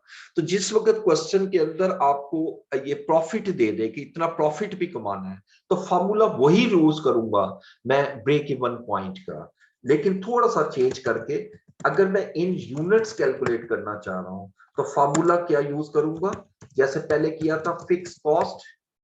अब चूंकि पहले सिर्फ ब्रेक इवन पॉइंट पे आप फिक्स कॉस्ट को रिकवर करना चाहते थे, अब आप फिक्स कॉस्ट के साथ प्रॉफिट को भी रिकवर करना, प्रॉफिट भी अर्न करना चाह रहे हो, तो प्लस डिजायर्ड प्रॉफिट। ठीक है जी, इसको प्लस करके अब मैं डिवाइड करूंगा कंट्रीब्यूशन पर यूनिट पर, तो ये इन यूनिट्स आ जाएगा। ठीक है, और अगर इन रुपीस कैलकुलेट करूं तो फॉर्मूला अब भी वही रहेगा, fix cost plus desired profit divided by CS ratio, contribution to sales ratio। ठीक है, अब जरा इसी क्वेश्चन में इसकी वैल्यूज पुट करके देखते हैं। अगर मैं यूनिट्स में कैलकुलेट करना चाहता हूं तो देखिए मैं बड़े सिंपलीफाई तरीके से एक एक चीज लिखता हूं बार बार ताकि आपके ज़हन में हो। फार्मूले के मुताबिक मुझे पहले फिक्स्ड कॉस्ट चाहिए, तो मैं फिक्स कॉस्ट यहां लिख लेता हूं, ये न्यूमरेटर है फिक्स कॉस्ट। और अब फिक्स कॉस्ट में सारी नहीं लिखूंगा, बस टोटल जो मैंने कैलकुलेट की थी ये फिक्स कॉस्ट देखिएगा कहां कैलकुलेट हुई है, दिस इज 550,000, ये मेरी फिक्स कॉस्ट होगी। अब दूसरा मुझे डिजायर्ड प्रॉफिट चाहिए। ठीक है, जो क्वेश्चन में हमेशा गिवन होगा, और डिजायर्ड प्रॉफिट है मेरा 100,000, यानी अब मेरा जो न्यूमरेटर है वो बन गया 650,000 जो मैंने रिकवर करना है, ये न्यूमरेटर आ गया। ठीक है, अब डिनोमिनेटर जो है, चूंकि मैं यूनिट्स में कैलकुलेट करना चाह रहा हूं तो मुझे कंट्रीब्यूशन पर यूनिट चाहिए, और कंट्रीब्यूशन पर यूनिट हम ऑलरेडी कैलकुलेट कर चुके हैं। सेम एग्जांपल है, ये देखिएगा कंट्रीब्यूशन पर यूनिट 110। ठीक है, अब अगर मैं इसको डिवाइड करूंगा, जो फार्मूला ऊपर लिखा हुआ है fix cost plus desired profit, यानी ये amount divided by contribution per unit, तो मेरे पास ब्रेक इवन सेल्स लेवल आ जाएगा इन यूनिट्स, और वो कैलकुलेट कैसे होगा, 650,000 डिवाइडेड बाय 110,000, यानी अप्रोक्सीमेटली, चूंकि ये राउंडिंग की जाती है, 5,909 यूनिट अगर मैं सेल करता हूं तो याद रखिएगा कि मैं 100,000 का प्रॉफिट अर्न करूंगा। ठीक है, इतने यूनिट्स पे। और अगर मैं इसको कैलकुलेट करता हूं इन रुपीस, तो रुपीस वाला फार्मूला भी आपके सामने है, न्यूमरेटर सेम है, fix cost plus desired profit. ठीक है जी, तो पहले तो वही मैं लिखता हूं, fixed cost plus desired profit, ये लीजिएगा, सेम वही कॉपी करके यहां ले आते हैं, 650,000, राइट। और अब मुझे इसको डिवाइड करना है फार्मूले के मुताबिक CS रेशो का, और CS रेशो हम ऑलरेडी ऊपर कैलकुलेट कर चुके हैं, दिस वन 0.44, ये 0.44। अब जब मैं सेल्स लेवल इन रुपीस निकालना चाहता हूं तो मुझे क्या करना है, यही जो न्यूमरेटर है फार्मूले के मुताबिक fix cost plus desired profit, इसको डिवाइड कर दूंगा 0.44 पर, तो ये मेरी सेल्स लेवल आ गई। अगर मैं इतनी अमाउंट की सेल करूं, अमाउंट इन रुपीज, यानी 1477273, तो याद रखिएगा कि मेरा 100,000 का प्रॉफिट होगा। ठीक है, तो अब यहां पर देखें तो 200,000 का जो है वो 1250 जो है वो ब्रेक इवन है। 1250 का मतलब क्या है, अगर 1.25 मिलियन की मैं सेल करता हूं तो नो प्रॉफिट नो लॉस होगा। इससे जितनी ज्यादा सेल करता जाऊंगा मेरा प्रॉफिट बढ़ता जाएगा। तो अगर मैं 1477273 की सेल कर लूं तो मेरा प्रॉफिट जो है वो 100,000 रुपीज हो जाएगा। ठीक है जी, इसको हम कहते हैं डिजायर्ड टारगेटेड सेल्स लेवल, कि कितनी सेल मुझे करनी चाहिए कि मैं इतना प्रॉफिट अर्न कर सकूं। ठीक है जी,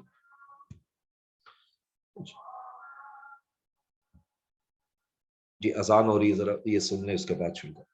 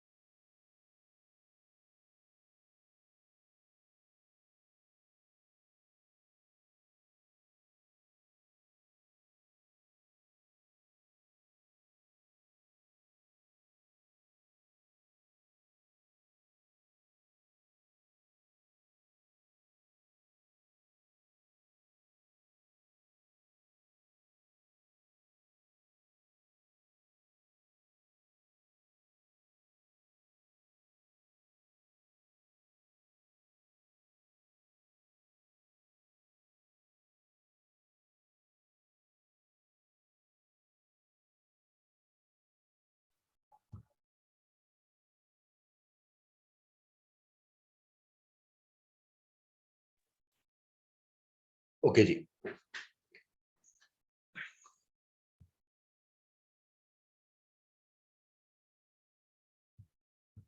अच्छा जी, अब आगे चलते हैं जी नेक्स्ट में।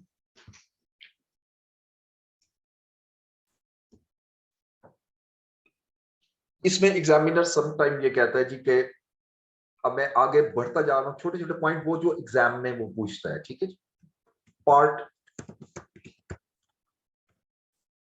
जी, वो कहता है कि प्रिपेयर इनकम स्टेटमेंट एट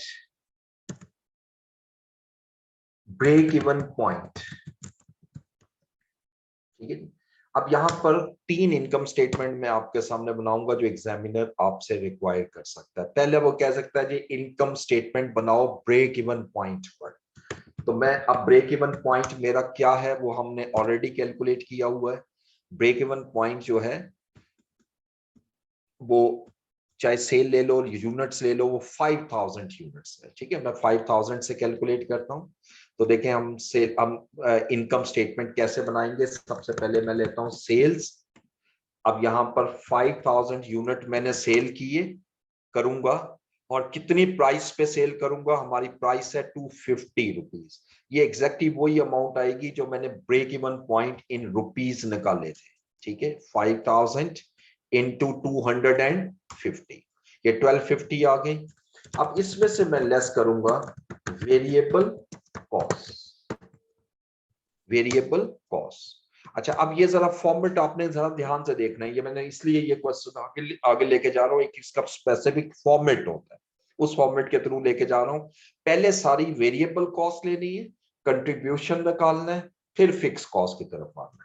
अब यहाँ डायरेक्ट मटेरियल, अब डायरेक्ट मटेरियल कैसे होगा, देखिए पर यूनिट कॉस्ट हमें उसने दी हुई थी मटेरियल की यहां पर हमने कैलकुलेट की थी, देखिए मटेरियल की कॉस्ट थी 40 rupees, right, 40 rupees per unit. तो मैं उसी को यहां पर लाऊंगा,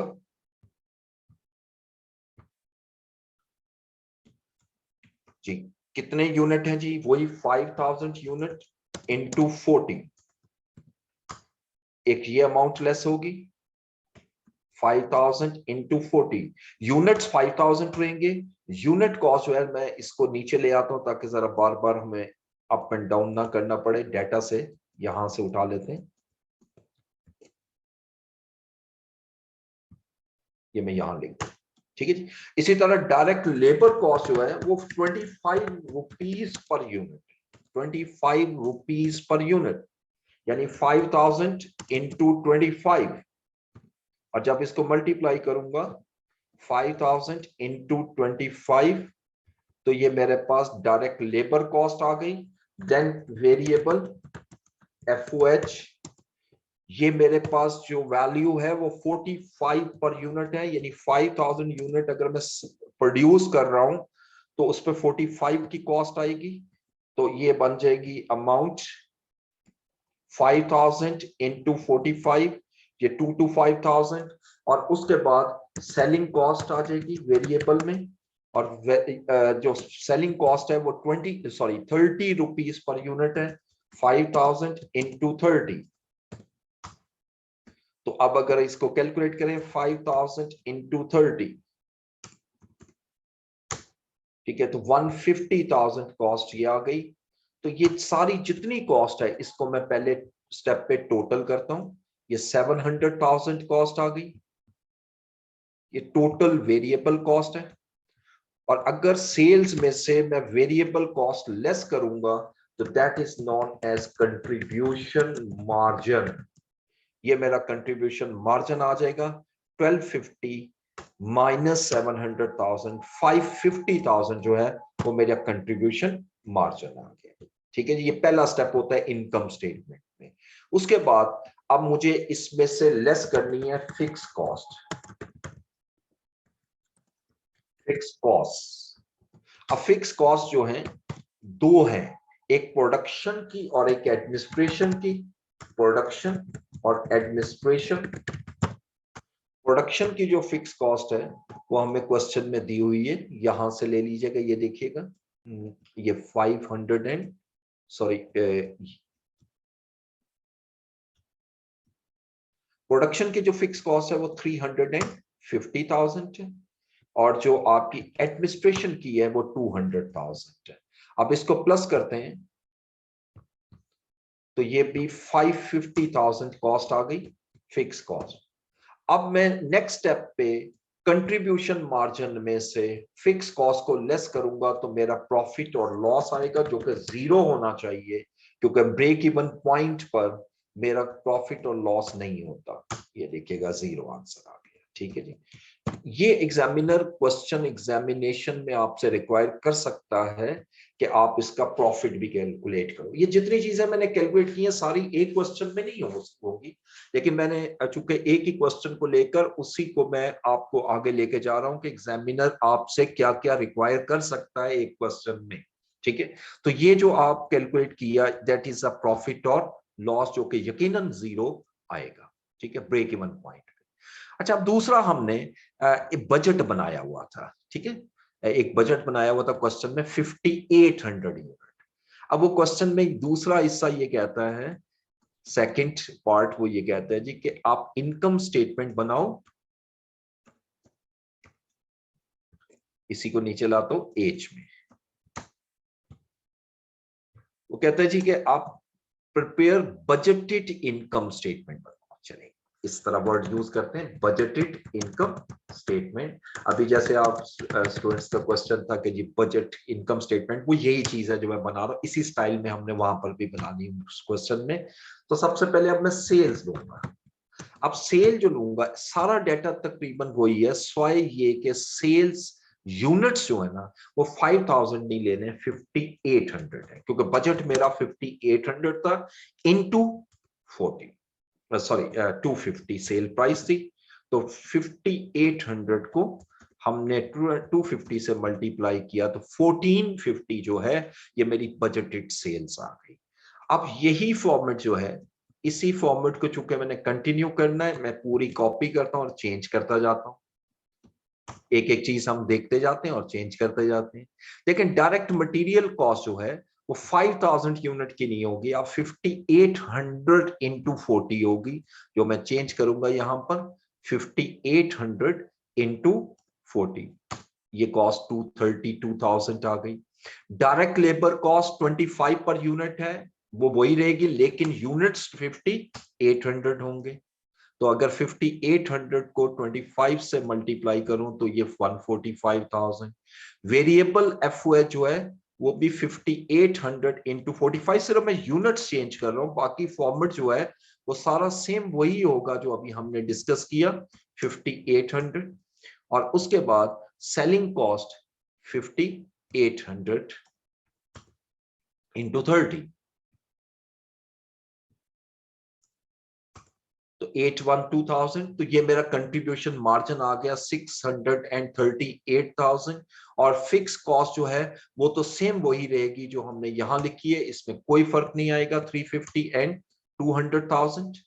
ठीक है, तो ये 550,000। आप देख सकते हो कि मेरा यहां पर प्रॉफिट आ रहा है 88,000 का। ठीक है, ये बजटेड इनकम स्टेटमेंट, यानी अगर 58,100 यूनिट में सेल करता हूं तो मेरा प्रॉफिट जो है 88,000 होना चाहिए। ओके, अब तीसरा हमने एक और कैलकुलेशन की थी, अगर याद हो आपको यहां पर, कि कितने यूनिट हम सेल करें कि 100,000 का प्रॉफिट आ जाए, और हमने कैलकुलेट किया 5,909। और याद रखिए ये एग्जैक्ट, असल में ये पॉइंट्स में है, अगर मैं इसको थोड़ा सा इंक्रीज करूं तो ये 5,909.1 आ रहा है, लेकिन चूंकि हम यूनिट्स या तो 5,909 बेचेंगे या 5,910 बेचेंगे, तो मैं 5,909 पे सेल करूंगा तो प्रॉफिट अप्रोक्सीमेटली 100,000 आना चाहिए। ठीक है जी, अब यही सारा फॉर्मेट अब मैं दोबारा रिपीट करूंगा दिस वन, और एक और हम रिक्वायरमेंट ऐड करते हैं, part I, prepare income statement at 5,909 units। अगर मैं 5,909 यूनिट सेल करता हूं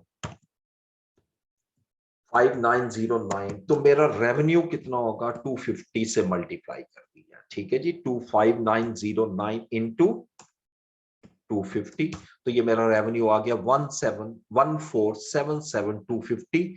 अब उसके बाद ये सारा पोर्शन पहले यहां से कॉपी करते हैं, और उसके बाद अगेन जैसे मैंने पहले चेंज किया, सिर्फ यहां यूनिट चेंज करता आऊंगा। डायरेक्ट मटेरियल 5,909 इंटू 40, ठीक है जी, 5,909 इंटू 40, तो ये मटेरियल कॉस्ट चेंज हो गई।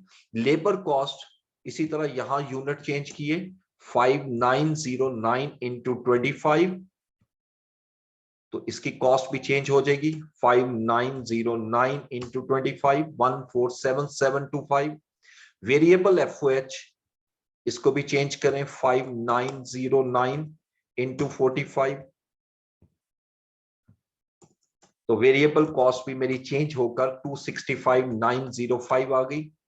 और यहां पर सेलिंग कॉस्ट में भी हमने यूनिट चेंज किए, 5,909 इंटू 30, तो मेरी सेलिंग कॉस्ट जो है that has been changed to 177,270। तो आप कंट्रीब्यूशन मार्जिन 649,990 आ गई, फिक्स कॉस्ट वही रहेगी। अब देखो मेरा प्रॉफिट आ रहा है 99,990, और हमने ऊपर ये जो कैलकुलेशन की थी फॉर्मूले के तहत 5,909 यूनिट पे हमने कहा था कि हमारा प्रॉफिट जो है वो 100,000 होना चाहिए, जो कि हमें अप्रोक्सीमेशन में नजर आ रहा है। ठीक है, ये 99,990 जो है वो प्रॉफिट आ रहा है। तो ये किसी भी लेवल पे जाकर आपको प्रॉफिट और लॉस भी रिक्वायर कर सकता है एग्जामिनर। ठीक है, सिर्फ एक चीज याद रखिएगा, ब्रेक इवन पॉइंट पे जब भी निकालोगे तो ब्रेक इवन पॉइंट पे नो प्रॉफिट नो लॉस आएगा, अगर आप बजट लेवल पे बनाओगे तो डेफिनेटली प्रॉफिट आएगा, और अगर उतने यूनिट पे बनाओगे जहां टारगेट प्रॉफिट है तो आंसर टारगेट प्रॉफिट के अप्रोक्सीमेटली आएगा। ठीक है, ओके जी। जी बिल्कुल ऐसा ही है, जो आपका ये जो डिफरेंस आ रहा है ये पॉइंट 1 की वजह से आ रहा है। डिजायर्ड प्रॉफिट को मैं एक्सप्लेन करता हूं जी, अभी किसी ने क्वेश्चन किया हुआ है। Desired profit is the profit which is company the profit intends to earn by the company, यानी ये वो प्रॉफिट है जो कंपनी चाहती है कि हम इतना प्रॉफिट अर्न करें। लाइक आपसे बजट बनाने के लिए कहा जा रहा है और आपसे ये नहीं कहा जा रहा कि नो प्रॉफिट नो लॉस का पॉइंट निकाल दो, बल्कि ये कहा जा रहा है कि इतने यूनिट या कितनी सेल करूं कि मेरा प्रॉफिट जो है वो इतना हो जाए। आपका बकायदा एक टारगेट है कि मैं इस प्रोडक्ट पे इतना प्रॉफिट अर्न करना चाह रहा हूं। ठीक है जी।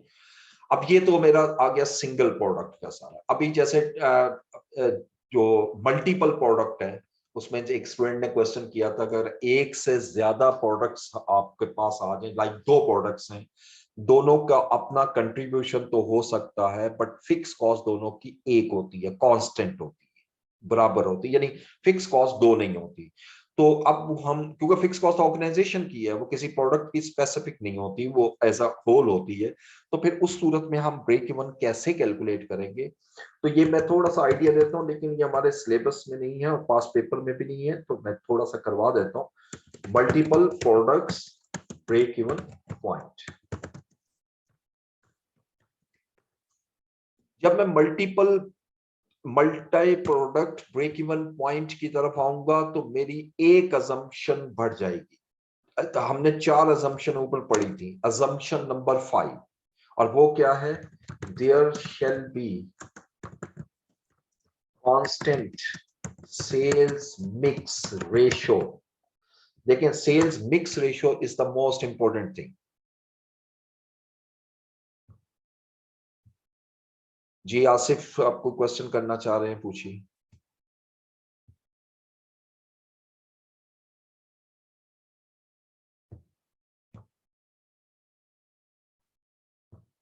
ओके जी, there shall be a constant sale mix ratio. Sale mix ratio क्या होती है? देखिए, जब आपकी एक से ज्यादा प्रोडक्ट्स हैं, जरूरी नहीं है कि वो इक्वल क्वांटिटी में सेल हो सकता है एक प्रोडक्ट ज्यादा क्वांटिटी में सेल हो रही हो और एक कम क्वांटिटी में सेल हो रही है। ठीक है,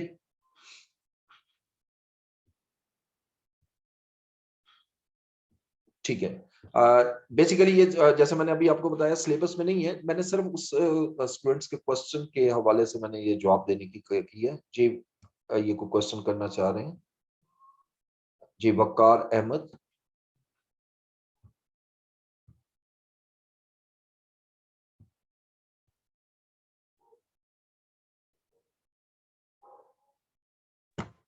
अस्सलाम वालेकुम। वालेकुम अस्सलाम। अस्सलाम वालेकुम। वालेकुम अस्सलाम जी, वकार सर अहमद। सर काइंडली ये कंट्रीब्यूशन सेल्स रेशियो को रिपीट कर दीजिएगा। ठीक है जी, मैं कर देता हूँ, मैं बिल्कुल कर थैंक देता यू, हूँ थैंक यू। जी। जी आसिफ रजा, आप भी पूछ क्वेश्चन कर लें। अस्सलाम वालेकुम सर। वालेकुम सलाम। सर एक्चुअली मेरा क्वेश्चन आज के उससे लेक्चर से रिलेटेड नहीं है। आपने जो क्वेश्चन हम लोग को करवाए हैं, जिनके सॉल्यूशंस भेजे थे, मैं उससे थोड़ा सा रिलेटेड क्वेश्चन करना चाह रही थी। जी जी पूछूं? जी, पूछिए। सर उसमें आपने जो क्वेश्चन नंबर 1 करवाया है ना, 3 मंथ्स का हम लोगों ने बनाया था उसका सॉल्यूशन, और लास्ट में एक हम लोगों ने टोटलाइजेशन का एक वो किया था प्रैक्टिकल, जिसमें आपने कहा था जो टोटल आती है वैल्यू, उससे हम लोग वेरीफाई कर लेते हैं कि हमारा आंसर ठीक है या नहीं, जी अगर आपको याद हो तो। सब बाकी क्वेश्चंस में मैंने करके देखा है, तो वो टोटल जो आ रहा है और जो लास्ट वैल्यू आ रही है उसमें डिफरेंस है। तो मतलब मुझे समझ नहीं आ रही कि अगर वो सेम नहीं है तो फिर पहले क्वेश्चन में क्यों किया है हमने। अच्छा, ठीक है, ओके।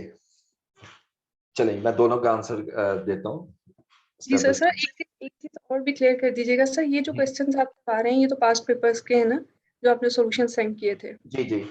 तो इसके अलावा अगर हमने करने हो तो वो हमने जो वो सीटेक्स की बुक आपने इशू की है उससे करेंगे, या फिर कोई और भी आप प्रोवाइड करेंगे?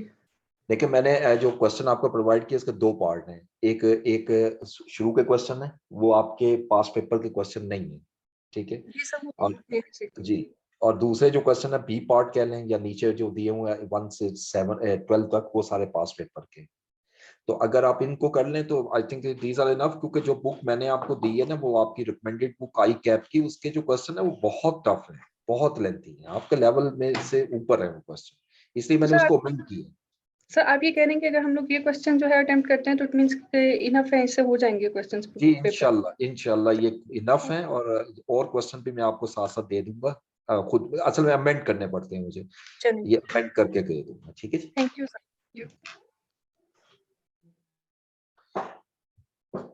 जी तो पहला क्वेश्चन ये था जी कि मैं जरा एक्सप्लेन कर दूं CS रेशियो को, कंट्रीब्यूशन टू सेल्स रेशियो को जरा दोबारा एक्सप्लेन कर दूं। मैं बिल्कुल करता हूं, ये नीचे दोबारा से करता हूं आपको। देखें CS रेशियो होती क्या है, कंट्रीब्यूशन टू सेल्स, यानी अगर मैं इसको डिफाइन करूं तो मैं कहता हूं कि contribution per unit earned against revenue generated per unit and represented in ratio, यानी मुझे कंट्रीब्यूशन पर यूनिट कितना मैंने अर्न किया है अगेंस्ट एक यूनिट से जो मैंने रेवेन्यू जनरेट किया, और उसको मुझे रेशियो में रिप्रेजेंट करना, उसी को CS रेशियो कहते हैं। फॉर एग्जांपल एक प्रोडक्ट है, we have sold one product 1 unit at ₹60, हमने एक यूनिट 60 रुपए में सेल किया, and variable cost per unit was ₹36। ठीक, अब मुझे कंट्रीब्यूशन टू सेल्स रेशियो चाहिए। पहले तो मुझे इस वर्डिंग के मुताबिक ये देखना है कि मैंने कंट्रीब्यूशन पर यूनिट कितना अर्न किया है, कितना मैंने कंट्रीब्यूशन पर यूनिट लिया है। यानी अगर 60 रुपीस में सेल किया, 36 मेरी कॉस्ट आई है, तो इसका मतलब ये हुआ 60 माइनस 36, 24 का मैंने कंट्रीब्यूशन जनरेट किया है। अब अगर इसी को मैं सेल से देखूं कि ये 24 अगर मैंने जनरेट किया है 60 रुपीस रेवेन्यू के अगेंस्ट, क्योंकि 60 रुपए रेवेन्यू जनरेट किया तो 24 कंट्रीब्यूशन हुआ, इसी को हम CS रेशियो कहते हैं। यानी अब मैं क्या करूंगा CS रेशियो में कि सीधा सीधा 24 को डिवाइड कर दूंगा 60 से, तो ये मेरी CS रेशियो आ जाएगी। और चाहे परसेंटेज में लेना हो तो परसेंटेज में कर सकते हैं, 40% आ जाएगी। ठीक है, तो इसलिए हम सिंपल ये करते हैं कंट्रीब्यूशन डिवाइडेड बाय सेल्स। ठीक है, ओके।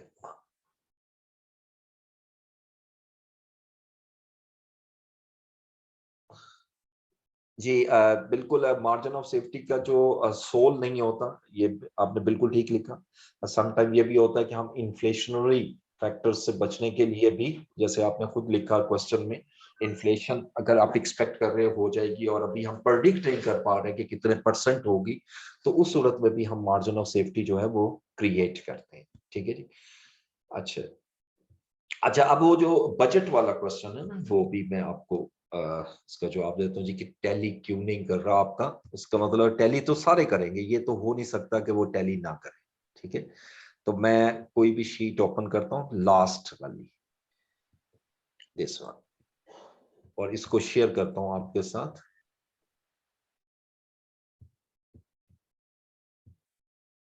ये लास्ट लेक्चर वाली है शीट, इसमें कोई भी बजट देख लेते हैं हम। कैश बजट, अच्छा ये तो फ्लेक्सिबल वाली है, इसके अलावा मैं देख लेता हूँ, इससे पिछली शीट ओपन करते हैं।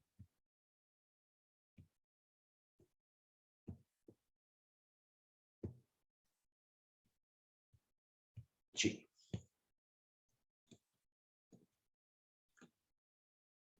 ये देखिए, ये क्वेश्चन हुआ है, ये कैश बजट का। अब इसको अगर हम टोटल कॉलम बनाएं, मैं यहाँ से टोटल आपको करके दिखाता हूँ, देखिए कैसे टैली होगा। अब जरा देखते जाइएगा, आपने शायद कोई मिस्टेक की हो, जरा देखिएगा। ओपनिंग बैलेंस जो है वो ये लूंगा अगस्त का, यानी सिर्फ मुझे यहाँ से ये याद रखना है, ये मैं हाईलाइट कर रहा हूँ, सिर्फ ओपनिंग बैलेंस चाहिए और एंड पे क्लोजिंग बैलेंस आना चाहिए। यानी यहाँ आंसर जो है वो 729 आना चाहिए। तो मैं पहले यहाँ कैश सेल को इन सबको प्लस करता हूँ, जितनी भी सेल है इन सबको ऐड करता हूँ। इससे नीचे जितनी अमाउंट है सबको ऐड करना है। ये 7000 आ गया, इससे अगली को ऐड किया, ये सारी तीनों ऐड हो गए। अब तीनों को ऐड करने के बाद ग्रैंड टोटल किया तो 7300 हो गया। सेम इसी तरह ये जितनी पेमेंट्स हैं इसको भी मैंने ऐड किया और इसका टोटल आ रहा है 6771। अब देखिए opening balance 200 plus 7300 minus 6771 is equal to 729, exactly उसके इक्वल आ रहा है। ठीक है, ये हमेशा इक्वल आएगा, इसमें फर्क नहीं आएगा। जी जी क्वेश्चन कीजिएगा। जी मदीहा वकार आप पूछिएगा। अस्सलाम वालेकुम सर। वालेकुम सलाम। सर मेरा क्वेश्चन जो आज का लेक्चर है ना उससे रिलेटेड नहीं है, जबकि जी जो हमारा प्रीवियस लेक्चर था उसमें आपने ये कहा था कि जो 2021 विंटर में कैश बजट का सवाल आया है वो आप सॉल्व करवा देंगे। जी एक्चुअली जी सर उसमें जो हम कैश बजट वैसे प्रैक्टिस करते हैं ना वो इजीली सॉल्व हो जाता है, ठीक है। लेकिन जो 2021 में उसने क्वेश्चन दिया हुआ है ना वो मुझसे तो सॉल्व नहीं हुआ। उसमें कुछ इस तरह की उसने वो आप कह रहे कि टेक्निकल पॉइंट्स ऐड किए हैं कि अगर आपको वो क्लियर नहीं होते हर स्टेटमेंट में है तो वो बजट नहीं बन सकता। ठीक तो है। मैं चाह रही थी कि अगर वो आप एक दफा मतलब उस दिन भी लेक्चर एंड था तो आपने कहा था कि वो नेक्स्ट टाइम से। ठीक है। अच्छा ये है, ये वाला क्वेश्चन आई थिंक वो है फसी वाला। ठीक है, आई थिंक सो जो आप बात कर रहे हैं कैश बजट का। जी सर। जी ठीक है। मैंने अभी वैसे सॉल्व कर दिया, सॉल्व करके आपको सोल्यूशन मिल गया होगा आई होप। आप एक दफा देख लें, नेक्स्ट क्लास में मैं यहीं से स्टार्ट करूंगा, मैं लिख लेता हूँ। नेक्स्ट क्लास में मैंने ये सिर्फ प्रैक्टिस सेशन ही करना आपके साथ और सारे जी क्वेश्चंस ठीक है आपके साथ डिस्कस करेंगे। ठीक है, मैं यहीं से स्टार्ट करूंगा। जी जी और पूछिए और कोई क्वेश्चन। जी आसिफ रजा। सर ये जो आपने क्वेश्चन करवाया है जी जी पूछिए, सॉरी अनम्यूट हो गए। जी बोलिए।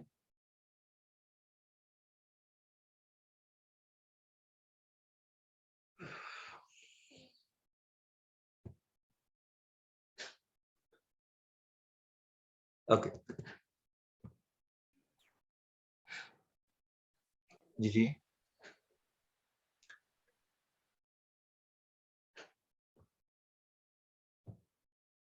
सर आपने मेरा क्वेश्चन नहीं सुना, मुझे रिपीट करना पड़ेगा।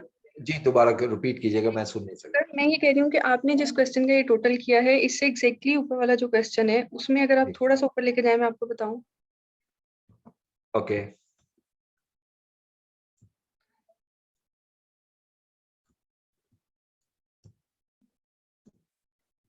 This one. जी जी सर। बिल्कुल। जी सर इसका तो हमने टोटल कर लिया था सर, इससे सेकंड वाला है शायद, ये जो आपने सॉल्यूशन प्रोवाइड किया है सर उसका, सर उसका नहीं हो रहा था टोटल मुझसे। अच्छा नहीं, ये यही वाला है ना, दूसरा तो ये मैंने किया अभी आपके सामने। सर वो जो आपने सॉल्यूशन प्रोवाइड किया है शायद उसका, सर मैं खुद करके देख लूंगी, अगर नहीं होगा तो फिर नेक्स्ट क्लास में आपसे जी पूछ अब लूंगी। जी नेक्स्ट क्लास में पूछिएगा और क्वेश्चन का रेफरेंस दे देंगे ना तो मुझे आइडिया हो जाएगा, मैं उसी को ओपन सर कर। आपने जो सॉल्यूशंस प्रोवाइड किए हैं ना शायद उसका क्वेश्चन है, तो मैं करके देखूंगी, नहीं होगा तो फिर इंशाल्लाह आपसे पूछ लेंगे। ओके ठीक है ठीक है थैंक यू सर। ठीक है। चलिए और कोई क्वेश्चन जी आप लोगों का। जी सर मैं एक बात पूछने लगी थी। जी जी सर मैं ये पूछने लगी थी कि मेरे माइंड में तो अभी तक नहीं है, अगर आप मुझे यहाँ पे थोड़ा सा जो है वो बता दें कि जो 2021 विंटर का पेपर है उसका सोल्यूशन भी आपने दिया हुआ है।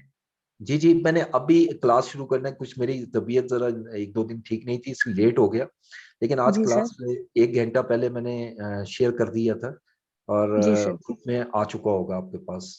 जी सर एक दफा सर मैं फिर उसको प्रैक्टिस करती हूँ, नहीं तो फिर आप फिर थोड़ा सा बता दीजिएगा। जी बिल्कुल बता दूंगा, क्वेश्चन नंबर 14 है उसमें ना, जी सर सबसे ठीक हो गया। लास्ट। हाँ जी जी ठीक है सर।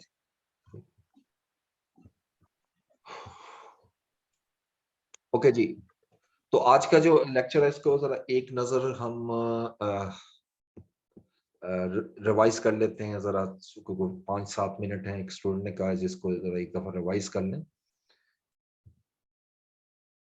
ये लीजिए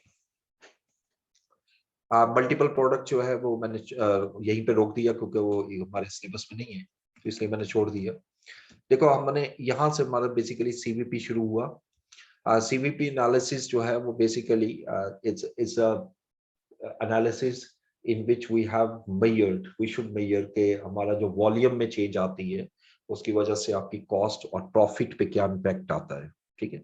और इसमें इसी सीवीपी एनालिसिस में सबसे मेजर एनालिसिस जो होता है ना वो ब्रेक इवन पॉइंट होता है, जो किसी भी इंडस्ट्री के लिए बड़ा जरूरी होता है। और ब्रेक इवन पॉइंट वो पॉइंट होता है जहां पर कंपनी अपनी फिक्स कॉस्ट को रिकवर कर चुकी होती है, यानी company would able to recover this fix cost from its contribution, ठीक है। बस एक सिंपल बड़ी सिंपल सी एग्जांपल देता हूँ। सपोज एक स्टूडेंट है और उसने अपने एक्सपेंसेस मीट करने और उसकी जो फिक्स कॉस्ट है वो 2000 रुपीज है, सपोज वेरी सिंपल कि उसको 2000 रुपीज चाहिए in order to meet his expenses. अब उसकी कोई इंटेंशन नहीं है कि 2000 से ज्यादा कमाए, उसकी इंटेंशन ये है कि बस ये एक्सपेंसेस मेरे निकल आए। तो उसके पास एक ऑफर आती है कि जी 100 रुपीज की बुक खरीद कर 80 रुपीज उसमें से 20 रुपीज वो अर्न कर सकता है। तो इस मीन कि अगर एक बुक बेचेगा तो 20 अर्न करेगा, ये कंट्रीब्यूशन है उसके लिए। 2 बुक्स अर्न करेगा, सेल करेगा तो 40 अर्न करेगा। तो अब कितनी बुक सेल करे कि वो 2000 रुपीज वो अर्न कर ले, तो that is very simple 100 books, ठीक है। तो इसी को हम ब्रेक इवन पॉइंट कहते हैं। और हमने ये डिस्कस किया कि ब्रेक इवन पॉइंट जो है उसमें हमारे 2 मेथड होते हैं, तो यानी 2 मुख्तलिफ तरीकों से हम कैलकुलेट करते हैं। एक break even point in units, और जो मैंने अभी आपके सामने कैलकुलेट करके दिखाया कि फिक्स कॉस्ट को मैं डिवाइड कर दूंगा कंट्रीब्यूशन पर यूनिट पर, तो वो break even point in units आ जाएगा, ठीक है। और उसके बाद break even point in rupees अगर मैंने कैलकुलेट करना है तो break even point in rupees के लिए फिक्स कॉस्ट को मैं CS रेशियो यानी जिसको कंट्रीब्यूशन टू सेल्स रेशियो कहते हैं उस पर डिवाइड कर दूंगा, तो मेरा break even point in rupees आ जाएगा। और ये कंट्रीब्यूशन टू सेल्स रेशियो जो है इसको CM रेशियो भी कहते हैं। अच्छा, ये जो 2 लफ्ज में बोल रहा होता हूँ अक्सर कि ये भी नाम है ये भी नाम है, तो एक्चुअली ये 2 डिफरेंट टाइप्स ऑफ बुक्स है। चले इस तरह मैं समझा देता हूँ। कुछ बुक्स ऐसी हैं जो ब्रिटिश राइटर्स की हैं, जो ब्रिटिश राइटर्स जैसे कॉलिन की बुक है, हॉर्नग्रेन की बुक है, ये जितने बुक्स है ये ब्रिटिश राइटर्स की है। और इनकी बुक्स में देखें तो कंट्रीब्यूशन टू सेल्स रेशियो का लफ्ज ज्यादा मिलेगा आपको। लेकिन अगर कहीं आपके पास सामने अमेरिकन बुक आ जाती है, लाइक मैट्स एंड यूजरी की बुक है, बड़ी फेमस बुक है, उसमें वो CM का लफ्ज यूज करता है, तो दैट इज मीनिंग दोनों के सेम है, कंट्रीब्यूशन मार्जिन रेशियो या कंट्रीब्यूशन टू सेल्स रेशियो। मैं इसलिए कह रहा हूं कि एग्जामिनेशन में आपको जो पेपर के क्वेश्चन देखोगे तो दोनों नजर आएंगे, कंट्रीब्यूशन टू सेल रेशियो भी और कंट्रीब्यूशन मार्जिन रेशियो भी। जब ये दोनों सेम नजर आएंगे तो फिर वहां कंफ्यूज नहीं होना, ये एक ही चीज के 2 नाम है, ठीक है। तो इसके लिए अब हम सिंपली कंट्रीब्यूशन टू सेल कैसे निकालते हैं कि कंट्रीब्यूशन जो आपने अर्न किया उसको सेल पे डिवाइड कर दो तो वो रेशियो बन जाएगी, that is contribution to sales ratio, ठीक है। फिर हमने डिस्कस किया कि ये कुछ अजम्पशन डिस्कस की हमने कि हम जब ब्रेक इवन पॉइंट निकालते हैं तो हम जब बजट बनाने लगेंगे तो हमारा बेशक ऑब्जेक्टिव ये प्रॉफिट अर्निंग ना भी हो, तो फिर भी हमारी कोशिश ये होती है कि हम अपने बजट को ब्रेक इवन पॉइंट से थोड़ा सा हायर लेवल पे रखें, because of the assumption risk adhered with the assumptions, कि ये जो assumptions हमने ली हैं इसके अंदर एक रिस्क एलिमेंट जरूर मौजूद होता है, और अगर वो रिस्क एलिमेंट एडवर्स इंपैक्ट हम डाल गया तो हमारा 2500 यूनिट पे लॉस हो सकता है। इसलिए हम इस लॉस से अवॉइड करने के लिए एक मार्जिन क्रिएट करते हैं which is known as margin of safety, जिसको हम बजटेड सेल में सिंपल बजटेड सेल में से ब्रेक इवन सेल लेस कर देंगे तो वो मार्जिन ऑफ सेफ्टी आ जाएगा। और अगर इसी को रेशो पे कन्वर्ट करना हो तो इसी आंसर को अगर मैं बजटेड सेल पे डिवाइड कर दूं तो वो मेरा मार्जिन ऑफ सेफ्टी कहलाएगा। और अगर इसको परसेंटेज में निकालने के लिए 100 से हम मल्टीप्लाई करेंगे। तो आपने जरा आज एक काम बहुत जरूरी है कि जब ये क्लास खत्म हो तो आप यही वाली एग्जांपल जो अभी मैं शेयर कर दूंगा ग्रुप में, तो ये वाली एग्जांपल बहुत ही कॉम्प्रिहेंसिव है जिसमें एक एक चीज मैंने आपके सामने कैलकुलेट की है, ठीक है। इसमें डिजाइर्ड प्रॉफिट वाली बात जो है वो भी मैं यहाँ पर एक्सप्लेन करता हूँ कि उसमें भी अगर वो एग्जामिनर ये कहते हैं जी कि आप डिजाइर्ड सेल्स लेवल कैलकुलेट करो तो उस सूरत में टारगेटेड सेल लेवल कैलकुलेट करो, तो फिर मुझे एक प्रॉफिट दिया होगा क्वेश्चन में, तो मुझे वो प्रॉफिट भी रिकवर करना है। तो फार्मूले में सेम वही ब्रेक इवन वाला फार्मूला रखना है, लेकिन थोड़ा सा चेंज ये करना है कि आपने फिक्स कॉस्ट के साथ डिवाइड कर देना है, फिक्स कॉस्ट में प्लस कर देना है जो हमारा डिजाइन प्रॉफिट है। बाकी सारा कॉन्सेप्ट वही है जो ब्रेक इवन में हमने डिस्कस किया था। ठीक है, फिर एंड पे आज हमने थोड़ी सी इनकम स्टेटमेंट के फॉर्मेट भी डिस्कस किए जो आप इजीली रिवाइज कर सकते हैं। ठीक है जी, इसमें कोई उस पे मसला नहीं होगा इंशाल्लाह।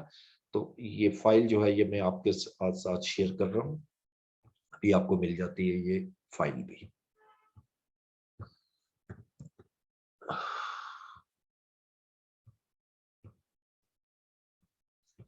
जी ठीक है, तो बाकी इंशाल्लाह फिर नेक्स्ट क्लास में मैं बजट के उसी क्वेश्चन से जो क्वेश्चंस आपको दिए हैं, जो सॉल्यूशन दिया, प्लीज इसको जरा कर लीजिएगा और फिर इसी में हम डिस्कशन करेंगे।